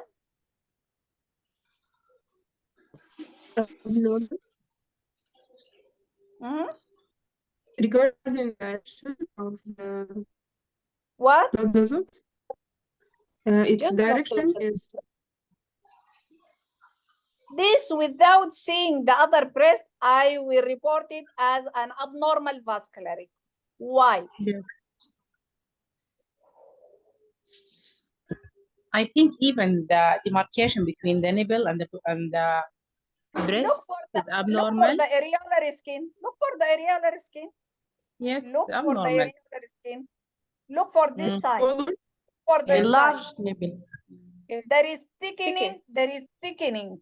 You see, look here. There is thickening of this side, asymmetric thickening, and hypoechogenicity of this side compared to this side, and vascularity extending into this area. So the pathology involved the nipple and this part of the areola. So definitely this vascularity is abnormal, and this is the case of inflammations. You see? Okay. Huh? What you can see here within the nipple? What are these? Small hyperechoic foci. What does it represent? Huh? Calcification? Yes, you have to raise a calcification. But in these examples, it is normal findings. They call it dots appearance of the nipple, and they said these hyperechoic foci representing collapsed terminal ducts, okay, within the nipple are too small, okay, that to be seen as tubular fluid film. But it gives the nipple the appearance of dots, bright dots, okay? But we have to be cautious because the other example here, these few foci would be appreciated on mammography and representing calcification. This will not appear on mammogram, but calcification definitely will be well appreciated on mammography. And the follow-up of this case, here, can you see the calcification increase in number here in a case of malignancy, an encapsulated papillary carcinoma. Here, another example, this is the normal variant. Can you see of dot appearance, a normal case, but here, this is very clear. Here, large group of microcalcification, well appreciated both in ultrasound and mammography in a case of DCIS. And what is this?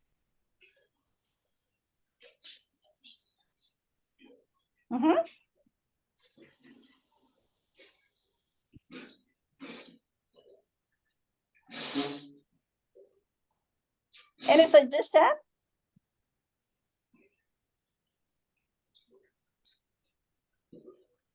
Time running, time flying.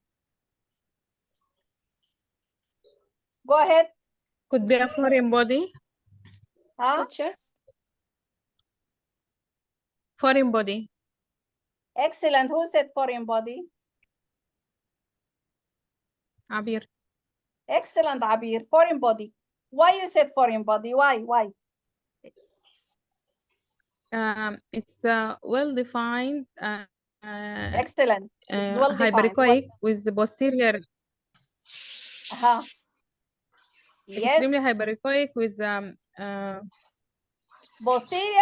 posterior shadowing. Tail. This hyperechoic tail. Enhancement. It's usually seen with what? This tail. Nipple piercing. Could be nipple piercing. Excellent. Well done. This is reverberation, metallic reverberation artifact due to nipple piercing. Excellent. Well done. Okay. We said the nipple areolar complex represent the nipple areola and the gland, the Montgomery gland. We described before in the anatomy lectures. We said these are the oil glands around the areola secreting lubricant during nursing or lactations to protect the nipple from cracking. And they have opening in the skin, into the skin surface via protrusion known as Montgomery or Morgagni tubercle. These are the Morgagni tubercles. And when it gets blocked, blocked, it can be visualized like that, can be seen like this as hypoechoic, or can be seen as anechoic, as in this case. And this is the same as this. Can you see the discharge here? And this a blockage one, which is presenting as a palpable or was presenting as a palpable mass. And it can get irritated, inflamed, or even infected, and can be presented with swelling like this, and can result in areolar abscess. This is our patient presenting with this areolar abscess secondary to blockage of Montgomery gland. Again, we are still in the nipple areolar complex. We said one of the structures of the nipple areolar complex are the lactiferous ducts. There are 5 to 15 lactiferous ducts posterior to the nipple, and near to the nipple get a little bit dilated. They call it as lactiferous sinus. Then again tapered, into the nipple. Here we can see one duct. This is the lactiferous duct, and this is the lactiferous sinus. You see? What do you think? Is it normal or abnormal, this one? It is written here because it is a single, it is obviously dilated, single dilated duct, and this is definitely a dilated duct with intraductal lesions also visualized. But what about this one? Is it a normal or abnormal?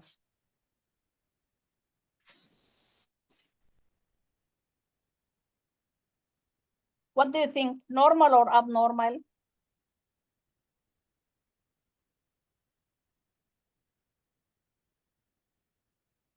I think abnormal. Who said Normal. I think abnormal? There is, Normal. Zainab, there is some area of edema surrounding it. Regarding the ducts, I'm talking about the duct. Only Normal the because duct. they are tapering towards the end of the nipple. So yes, it's if you speak about the duct, it's normal towards the nipple. Okay, normal. Any other suggestion? Sarah Elmak, what do you think?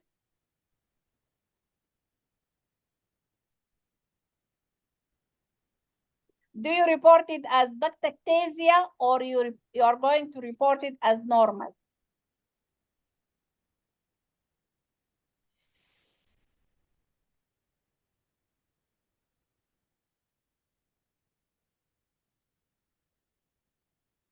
What is the normal duct caliper?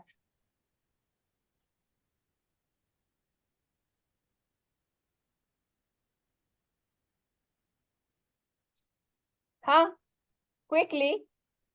Time is flying by. Quickly. Do you hear me?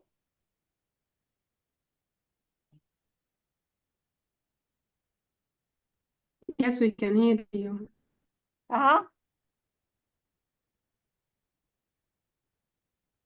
Okay, this is abnormal.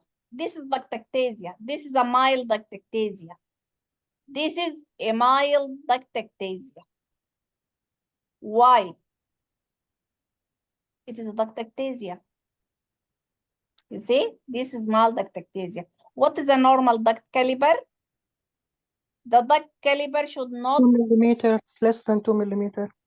It should be less than 2 millimeter. And the sinus, this should be less than 3 millimeters.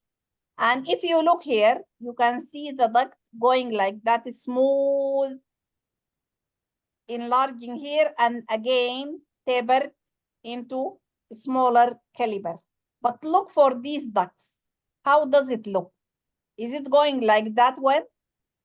Look for the dilatation, then less than dilated, are not dilated smoothly, are not tapered, and are too numerous to be visualized at these regions. See? And if you measure the caliber of this, at least it is more than 2 millimeters. But this is ductectasia in a case of fibrocystic changes. Okay, we mentioned before the skin cells of the nipple are in continuation with lactiferous duct during embryogenesis. And what is the significance of that? That make the cancer of the duct may spread to the nipple as seen in this case. This is a significance of continuation of the epithelial cells from the skin into the lactiferous duct. Okay. This is our patient presented with these lesions and proven to be cancer. And the same in ipsilateral axilla, we found this lymph node. What is your impression about this lymph node? What do you suggest? What is it suspicious? Highly suspicious? What is the next step? Do you recommend biopsy or not? And how strong do you recommend biopsy and why? If Mr. Muhammad Al-Fatih is still with us, we need his opinion also.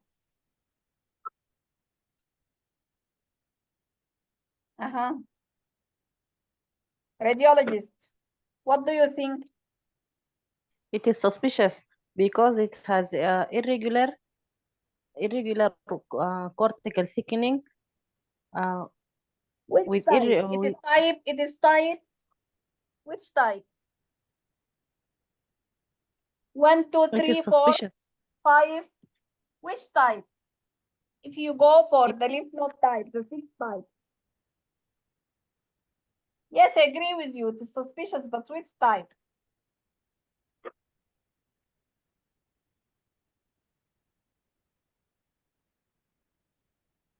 How is suspicious? Irregular cortical thickening. Focal irregular cortical thickening. Okay. It's okay. I agree with you. the cortical thickening and nodular cortical thickening, it is between type 3 to type 4. Agree? Okay. I don't know. I have Do no you idea agree? about. I have Huh? no idea about. I have no idea Okay. about. Okay, I can accept to be type 4, you see, but someone might argue and say, no, it is, rim is here, is not here. Okay. But even if it is type 4, the negative predictive value still is 89%. Yani, the probability of being cancer is about 11%, something like that. But in this case, the probability, it will be less or high. What do you think? Is it having, does it have a higher probability or less probability of being malignant? And why?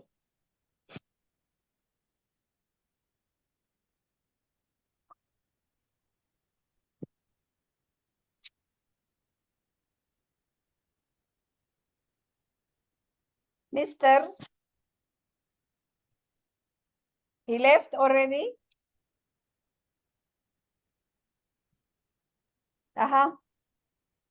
Okay. Any suggestion? Or I'll continue discussion?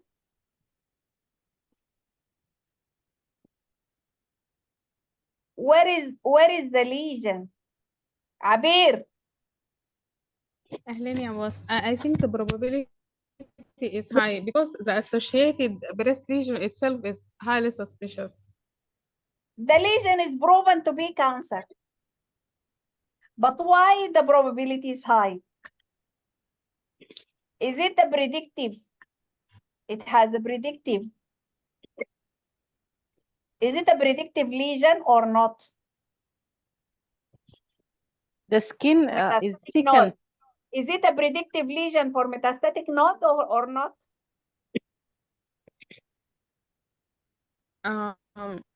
It's a predictive despite why it is its predictive? vascularity is central, but why it is predictive? The lobulated cortical thickening, nodular cortical thickening. I'm talking about the primary lesion now. Okay?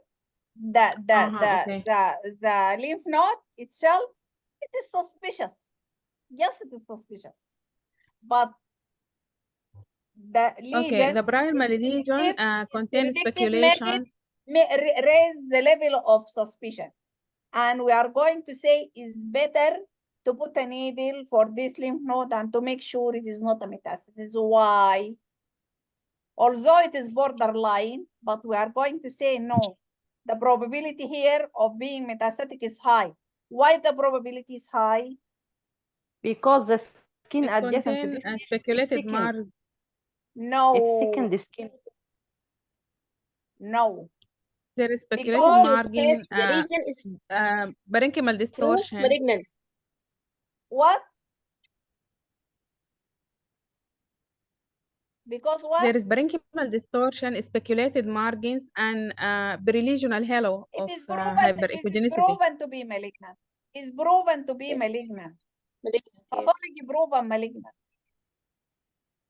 The skin is invaded, so the subis plexus is invaded. Where the skin? This is the skin. This the is skin the, adjacent to this look, skin. Look here. This is the skin. This is the skin. Normal. This is not skin. a normal skin. The skin adjacent to the lesion, not a normal. Compare the side of the corner of the image to the center of the image. Excellent. Well done. Excellent. Yes, the skin is not normal. Yes, it's not thick, but it's not normal. What There else? is a blockage of the hypodermal lymphatic plexus, so that I will suggest the lymph node is pathological. Look here, look here, look here, look here. You have to look for the corner of the film, for everything, for the marker, for everywhere. Where is the lesion? The lesion is where? At the axillary tail. The upper outer quadrant. At the axillary tail. This is the cursor. This is the cursor. That is the cursor where? The nipple. Yes, retroareolar. The lesion is, and here you have, we are still talking about nipple areolar complex. And we said what? We said this is the area is rich, abundant lymphatic plexus, the subareolar plexus, the sapex plexus. So it is rich in lymphatic. Even if it is a small lesion, expected directly to reach the axilla, quickly reach the axilla, because of its predictive location. Because of its predictive location. Is it clear? Because it is, this is the implication of the rich lymphatic system in the subareolar region, make it liable to go directly any malignant lesion in this area, directly go to the axillary lymph nodes and metastasize. Okay, let us go for the next. Regarding the parenchyma, we said the parenchyma of the breast composed of what? Glandular and stroma. The gland composed of ducts, lobule, okay, and multiple lobules, for 20 to 40 lobules forming a lobe. And we have about 15 to 20 lobes, okay, draining, having major ducts draining toward the nipple. If you look for this illustration, you might see this is a lobe, separable from this, well structured. But the condition, it is not like that, definitely in the real. These structures are mixed together, is not arranged in the same way as in this illustration. Their arrangement in real is really different. And as we mentioned before, all these structures have different echogenicity, ranging from hypo to iso to hyper. We said the fat is iso, and the epithelium and loose stromal tissue are iso to the fat. The ducts of variable echogenicity, depending on if the duct is dilated or collapsed. The terminal duct lobular units and these glandular structures here appear as iso or intermediate signal. You see, as you have seen it here.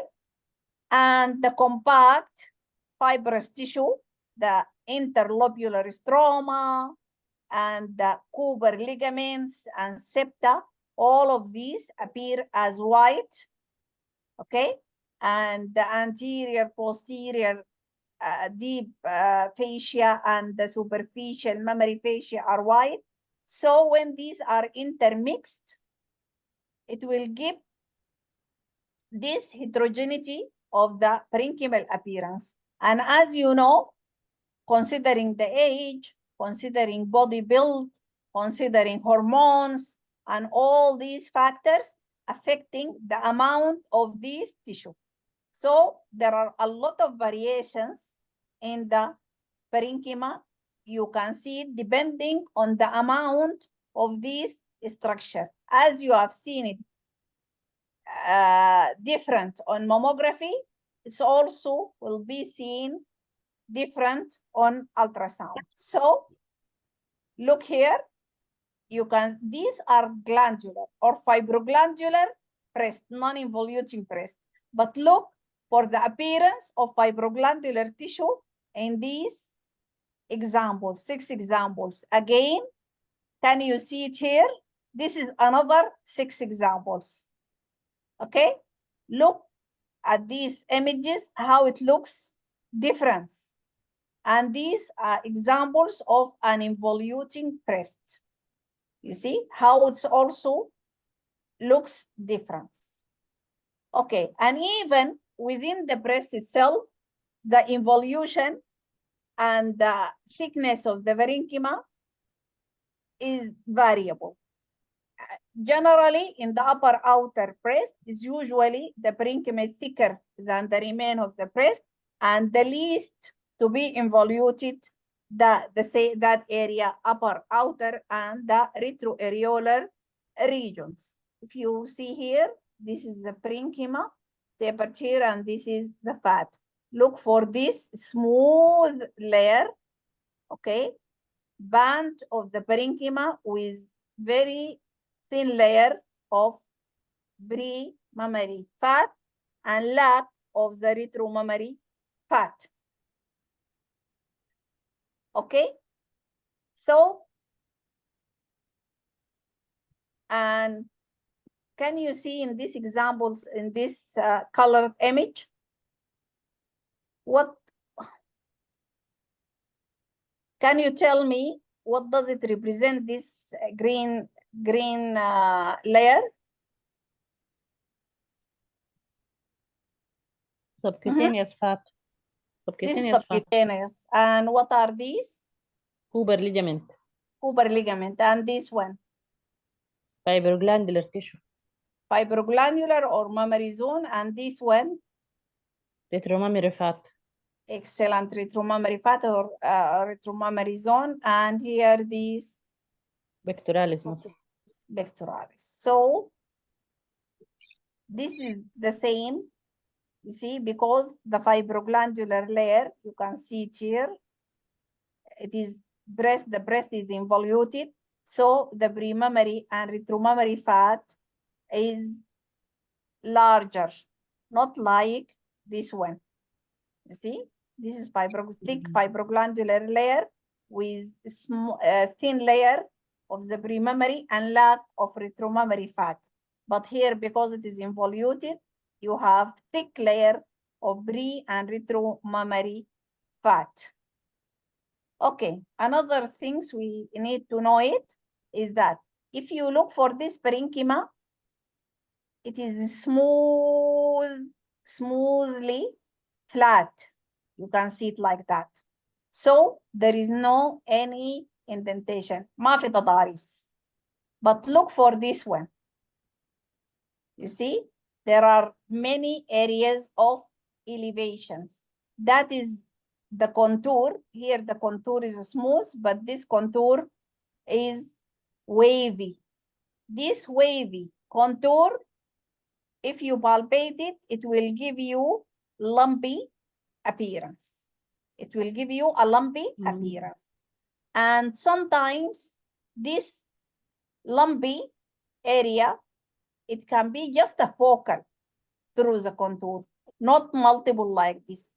When it is focal, and as you know, the fibroglandular parenchyma is firm.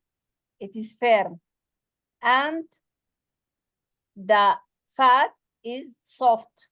That is why you can feel it as a mass. See, this lady presented with a palpable abnormality. And the palpable abnormality is an area of irregularity in the contour, giving a felt like a mass. Okay. What do you think about this parenchyma?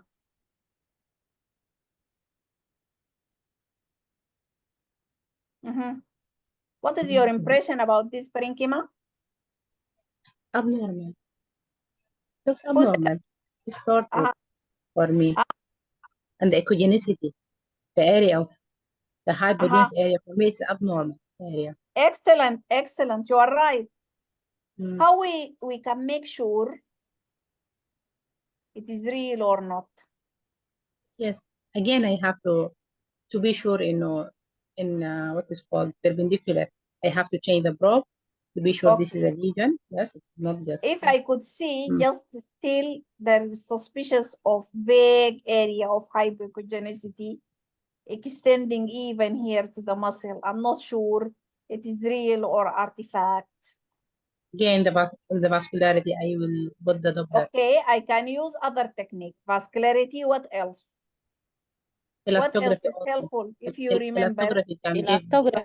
If the machine has no elastography but has other technique before elastography, when you have an isoechoic, if you have an isoechoic lesion, there is one technique can help you to make it more appreciable, more clear. Increase the gain of the image. Look here. You decrease the gain. There is one technique. You Tissue forget the technique harmonic now. imaging. Tissue harmonic imaging. Who said harmonics? Yes. Me, so here. Yes, the harmonics. Look for the harmonics, how it make it so black and so obvious. Okay. So just one point to be mentioned. Look for the parenchyma, same parenchyma in these two machines. This is Phillips and this is semen. Okay? How it looks different. So the way the present also can depend on the system manufacturer you used or the machine. And usually we get used to our image. If you are using semen, when you use other machine, you might see it so different and so weird. Yes, do you agree with me? Yes, yes, I agree, definitely. Yeah. So we have to put this in our mind. This is the image related to Phillips, and this is the image related to Siemens. It looks, for instance, a difference in the presentation of skin. Look for the skin. Look at the skin here and look for the skin here. Same patient. It looks different. Okay, what about this image? What is the abnormality?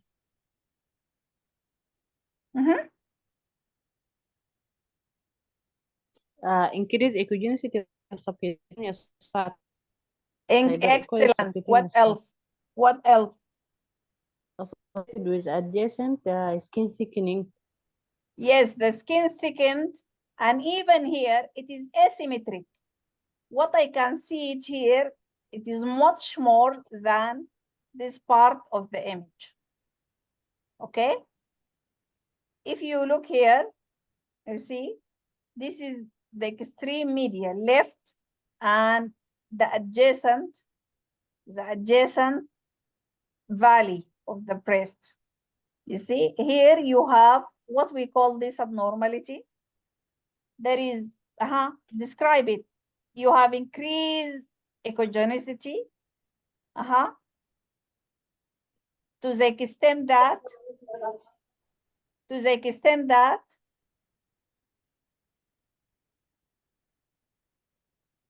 there is lack of differentiation of normal anatomy. Can you appreciate?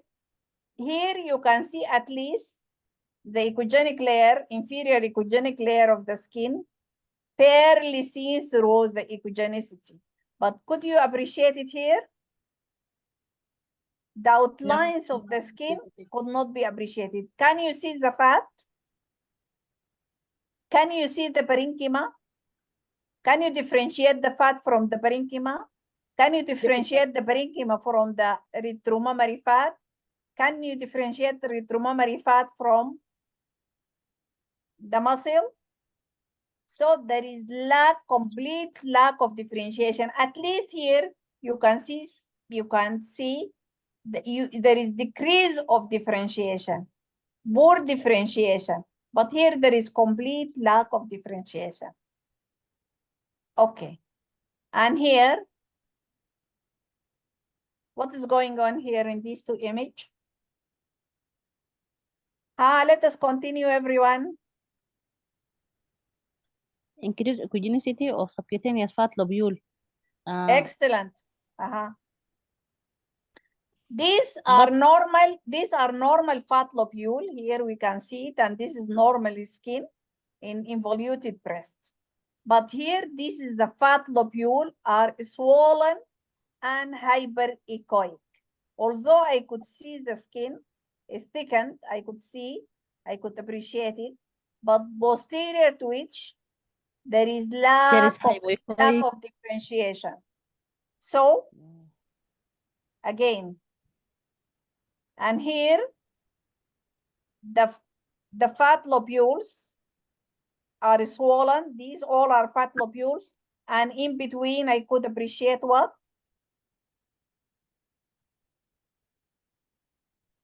What? This is edema, subcutaneous fat edema. Edematous. Yes, I could see this is fluid, lymphatics, dilated subcutaneous lymphatics due to edema. All this is due to edema. This is due to edema. And this is also edema. This is extensive edema. But this is different appearance of the edema. You can see it like this. You can see it like this, and you can see it like the previous example. And these are another examples. Can you see the skin here? You see, all this is the skin, dilated, thickened skin, and dilated subcutaneous, and dilated subcutaneous lymphatics. These are all swollen fat lobules, and there is lack of differentiation.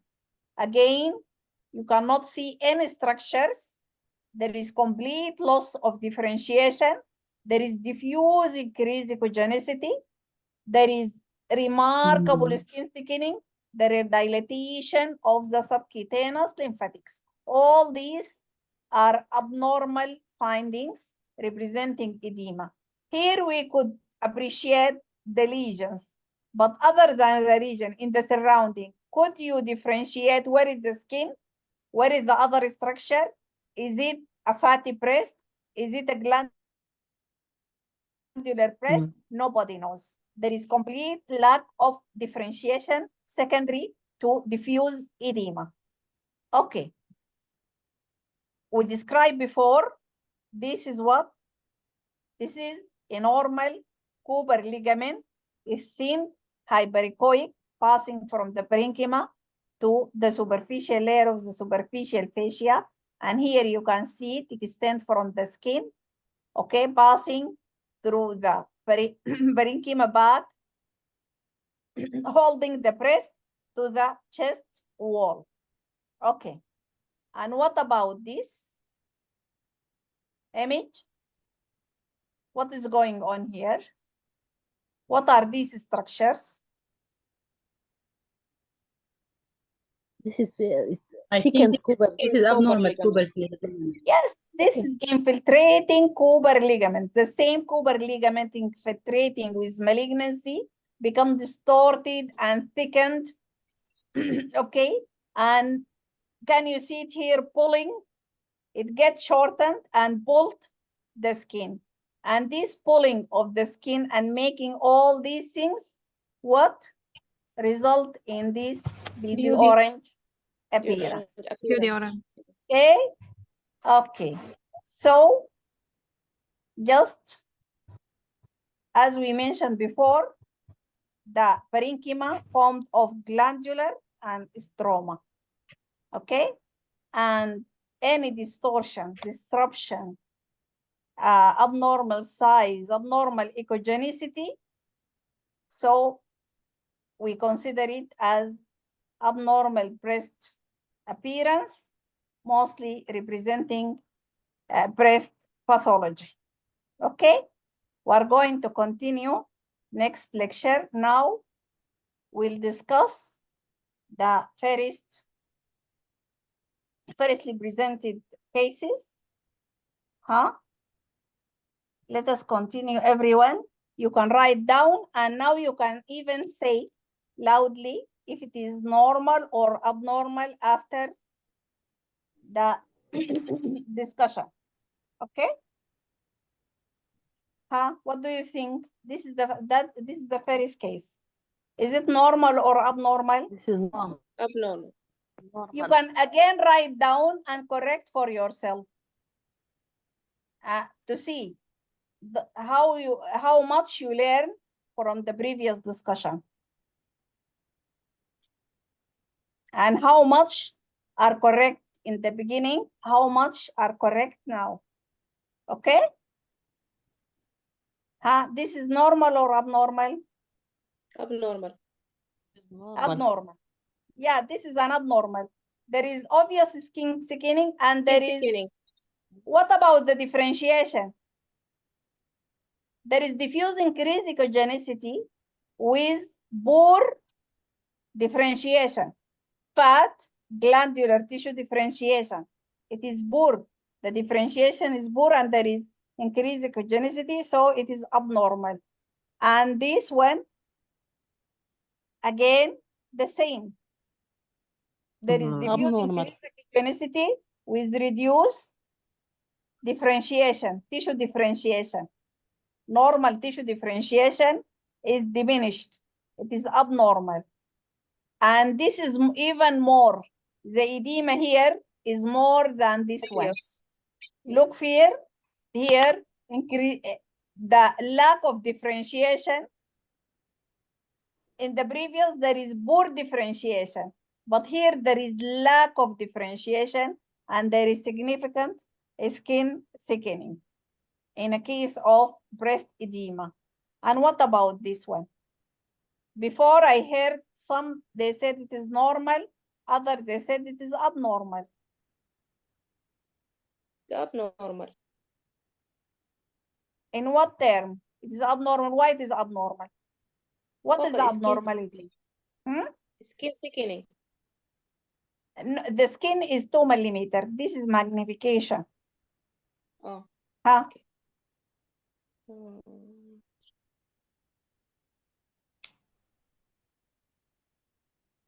This is the normal, okay? Yeah, and this is here, this is shadowing from this area of stromal connective tissue or fibrosis. Okay, fibrous tissue. And this one? Normal. Normal.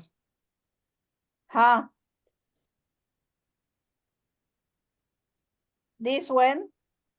Normal. Normal. Normal. Excellent. Normal. Normal. Excellent. Normal. Normal. Excellent. Okay, what is this? What is this? This is costal cartilage calcification. Costal cartilage with tongue of calcification. Okay. What about this one? Normal. Intercostal Why muscle. normal? What is this? Intercostal muscle. This is intercostal muscle measure, and this is a costal cartilage. Looks how it resembles a lesion, but obviously here, even here, the muscle might not be well appreciated, but can you see the pleural layer, the pleural layer and the dirty shadowing of the lung? Yes. That is normal. And what about this one? Normal. What is this structure? Intramammary vessels. Internal yes, mammary. this is internal mammary vessel. This is the internal mammary vessels, just deep to the costal cartilage. and just above the pleura. Normal, huh? And this Normal. is, we have seen it before. And this is fat within the muscles. When the muscles infiltrated by fat, it become a little bit weak and heterogeneous. And this one? Normal. This is glandular breast with paucity of the perimammary and retromammary fat. The whole layer of glandular parenchyma filling the space or filling the breast. And this one? Normal. You mentioned it many times. It was? Normal. Huh? Normal. Normal. Normal. Normal, yes. And this one? Normal or abnormal? I remember, Suhair. What about this? I remember what you have said. I said abnormal silicone. Why it is abnormal? This is normal. This is the lung. This is normal. Where is the lung? This is normal. Where is the It lung? is normal. This is normal. This normal implant. There is nothing. right يا سهير. يعني ده امبلانت لحظة. طيب Yes, زي implant. ده لكن ما فيه هنا في This is an اريا implant. كده هنا. طيب يا دكتور إذا ده كان امبلانت مالك دي في It is an اريا هنا implant. على at the right side في area. What do you mean? You mean this area? This No, is. you cannot evaluate it like this. You see? Yes. Sometimes, most of the time, you have irregularity on the lateral. You see? This is nothing. Just you need to go and evaluate that area. This is nothing. Artifacts most of the time can give you that appearance. Huh? And this one? This is abnormal. Abnormal. Yes. Okay. Okay. This is obviously abnormal. But what is abnormality now? Huh? Skin thickening. Skin thickening, edema. Edema. Loss of differentiation. Look Yes. for the edema where? Look for the edema. It is where? Yeah. In the valley of the breast. This is the valley of the breast. This is lymphangiectatic spread from one breast to the other. What do you suspect? The primary, right or left? And why? Left. Why? Due to increased skin thickening at left side. Yes, yeah. The skin thickening is more thick. The skin is more thick toward the left. So it's coming from the left toward the right. So this is the edema in the valley between the two breasts in the chest wall. This is the chest wall. But because more toward the left side, the thickening, that means the lymphangiectatic spread coming from the left toward the right. And this one?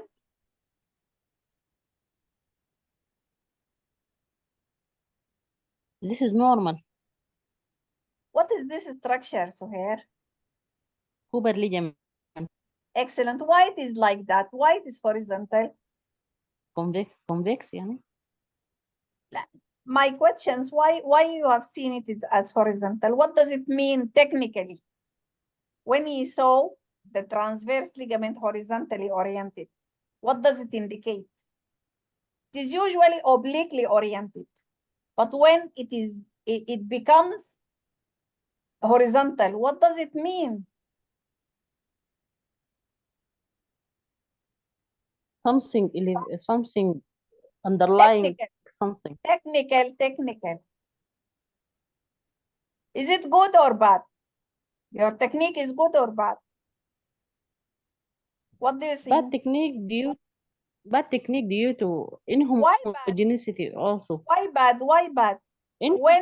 When it becomes, if it is oblique and you make it horizontal, what does it indicate? What do you do to make the structure from oblique horizontal?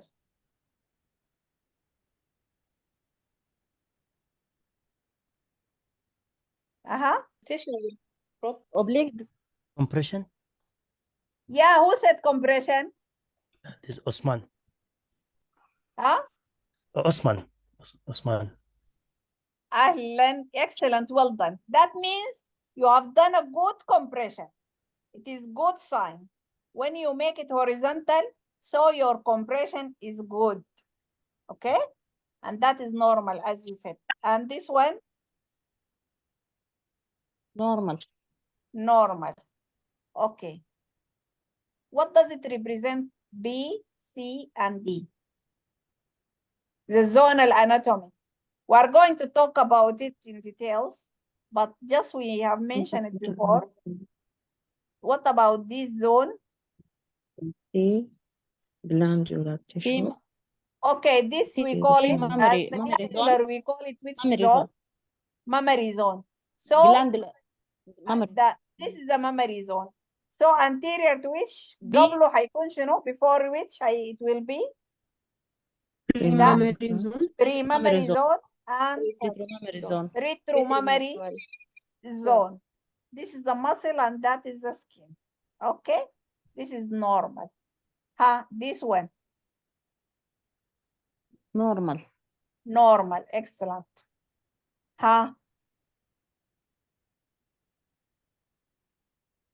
Abnormal. Abnormal. Yes, there is obviously something with arrow here pointing to focal of area. What is the abnormality? Area of altered echogenicity. We said any change in size, distortion, abnormal altered echogenicity, then we call it as abnormality. And here, this one, normal or abnormal? Abnormal. Abnormal. This one?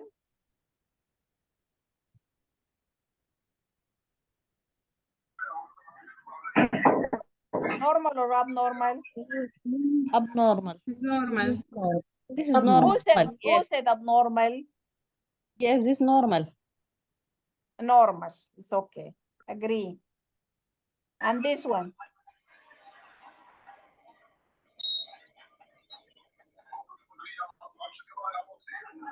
I think it is normal. This is the nipple. Excellent. Who said the nipple? Sarah. Excellent, Sarah. This is panoramic view, and this is the gland pointing toward the nipple. This is one of the ugly appearance or challenging appearance of the nipple. This is normal. And this one?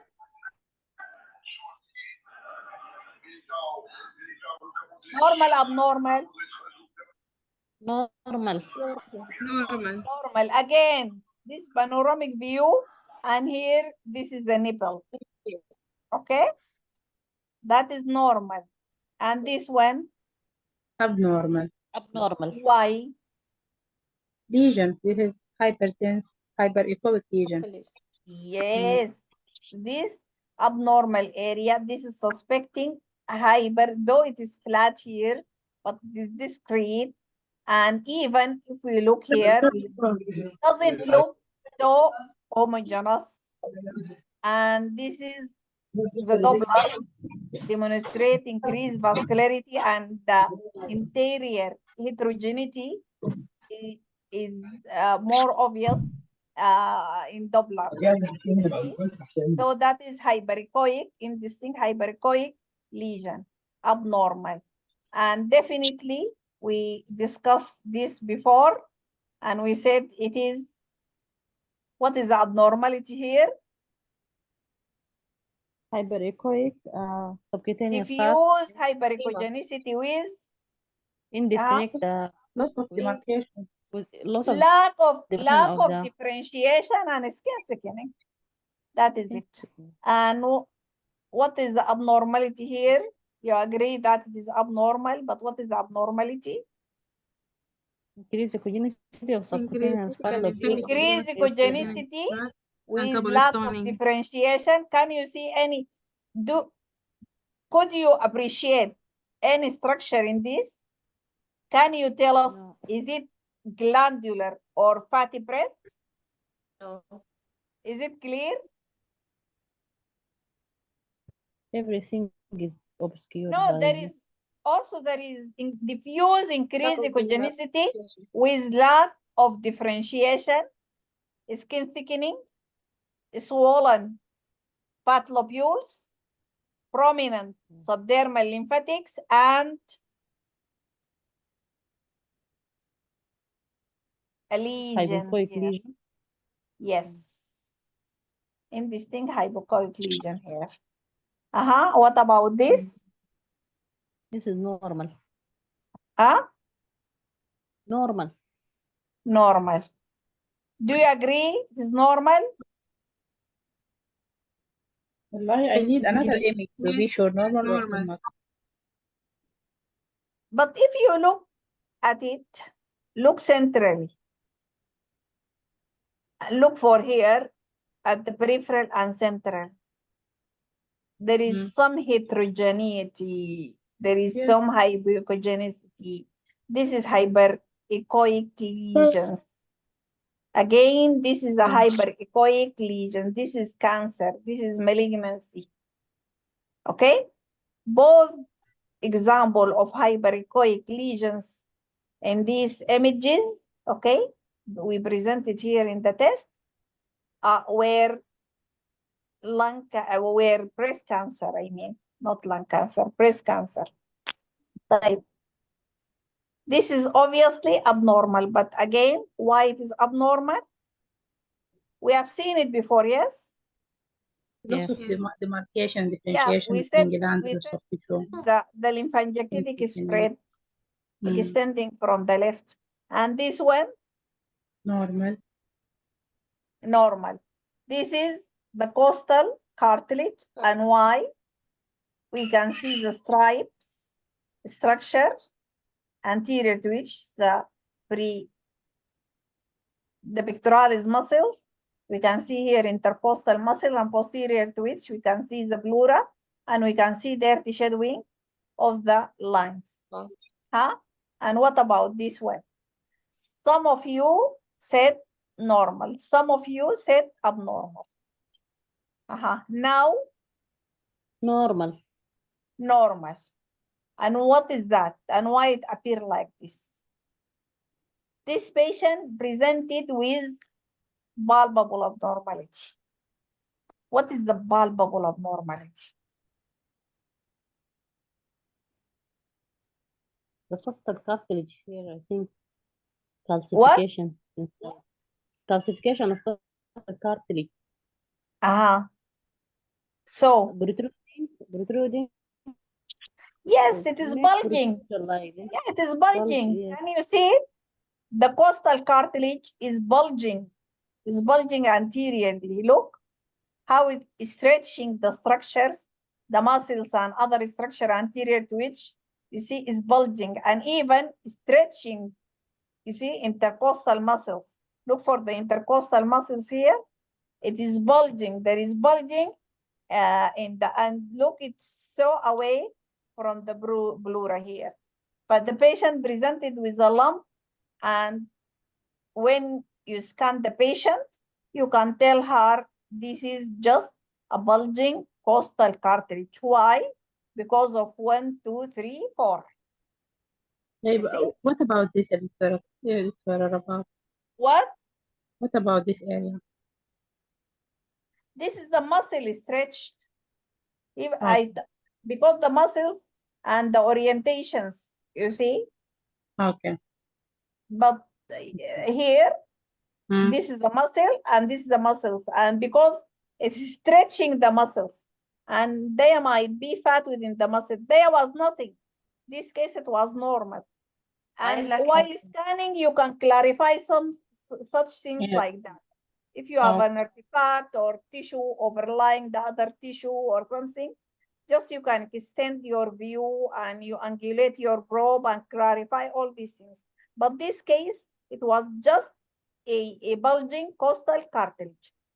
But there is Can you see here? This is protruding cartilage, okay? And you can see the lung or the pleura posterior to which. This is from the literature. This is the same region, yeah, Sarah. Okay. You see, here they label it as just a protruding costal cartilage. And in my experience, I have seen such cases like that.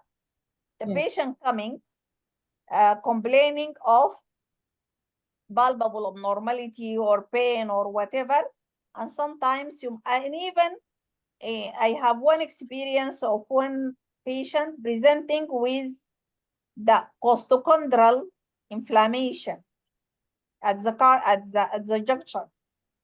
You see, some inflammation in that area and swelling and these things, and just treated and resolved. So not all, just we have to know all the structures in the area. Okay? Right. So it is normal. And what about this? Abnormal. Why? Skin thickened. Skin is thickened. It's obviously thickened, and even the texture of skin, it lacks the triple layer. Yes. Okay? And this one. You have seen only this, and I brought for you another part, you see, from the same study.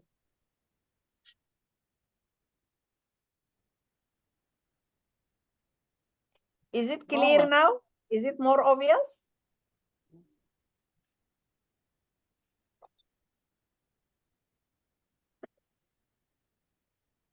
Huh? Normal or abnormal? Normal. Huh? Normal. Normal. Suhair said normal. Sarah. Nauras. Abir. Who is there?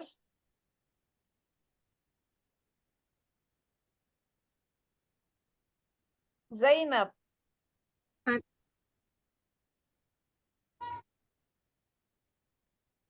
Amal Shakir, are you there?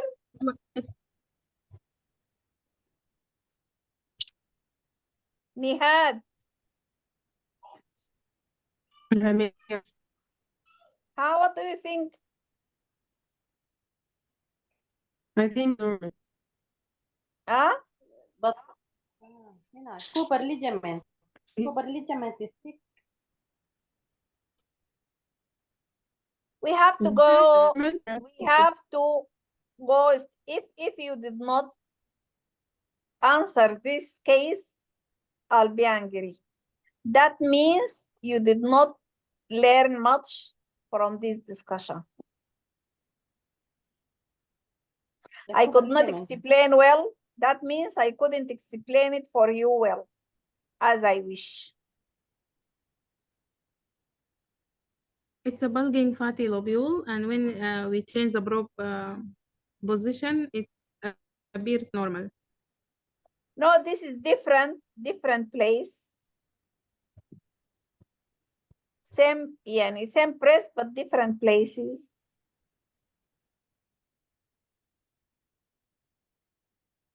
Okay, go step by step. Look from superficial going to the deep. Look for the skin. Look for the superficial fascia. Look for the mammary fat. Look for, so go like that. Huh? The abnormality within the fibroglandular tissue. If I told you this is in the valley between the two breasts, but two levels. So you expect to see just subcutaneous, thick subcutaneous layer and deep part of the muscles. No breast tissue.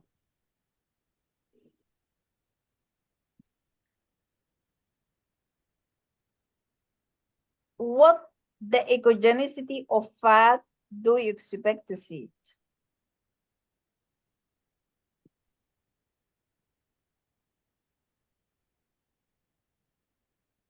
Is it the same echogenicity? Look for this area. And look for this area. This is fat, and this is fat, and this is fat. This is fat, agree? And this is fat. Here is fat. This is fat. And here is fat. What do you think? This is fat, and this is fat. Congested subcutaneous lymphatics. Yes, there is edema.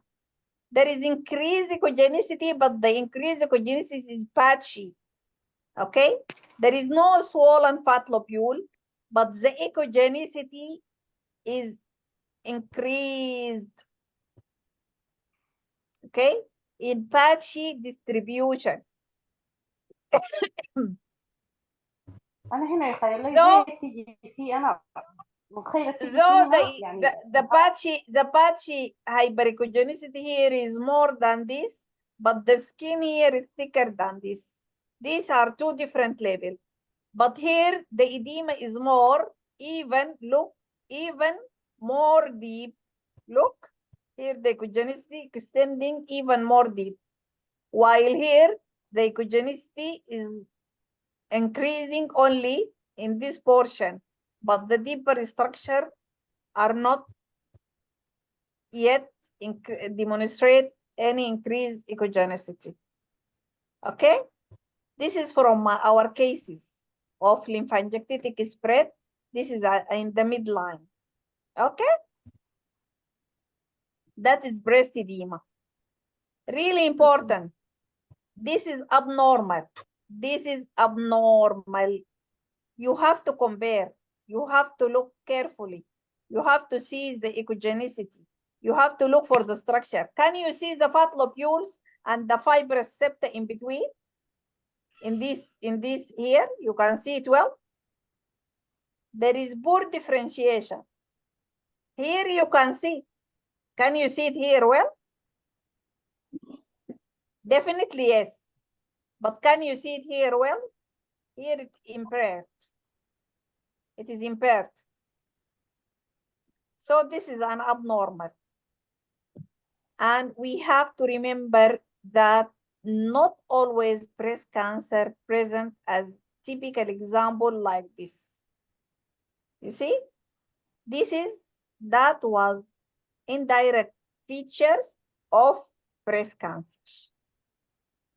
The breast cancer can present in many variable sonographic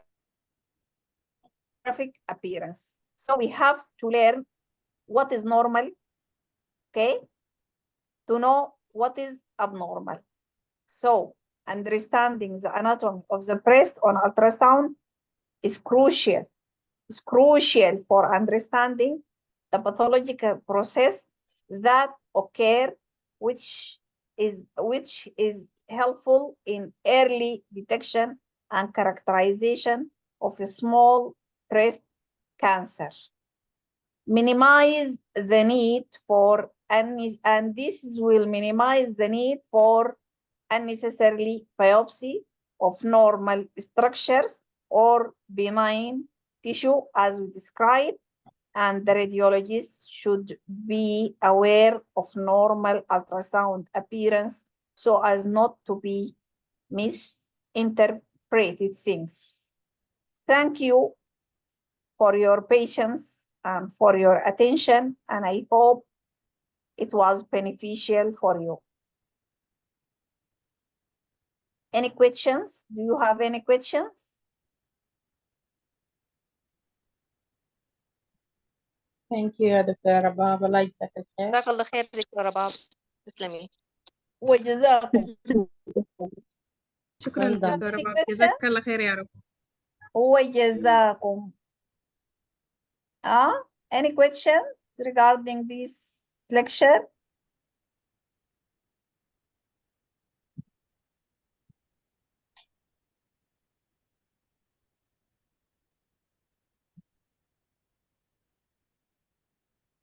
Where is Nauras?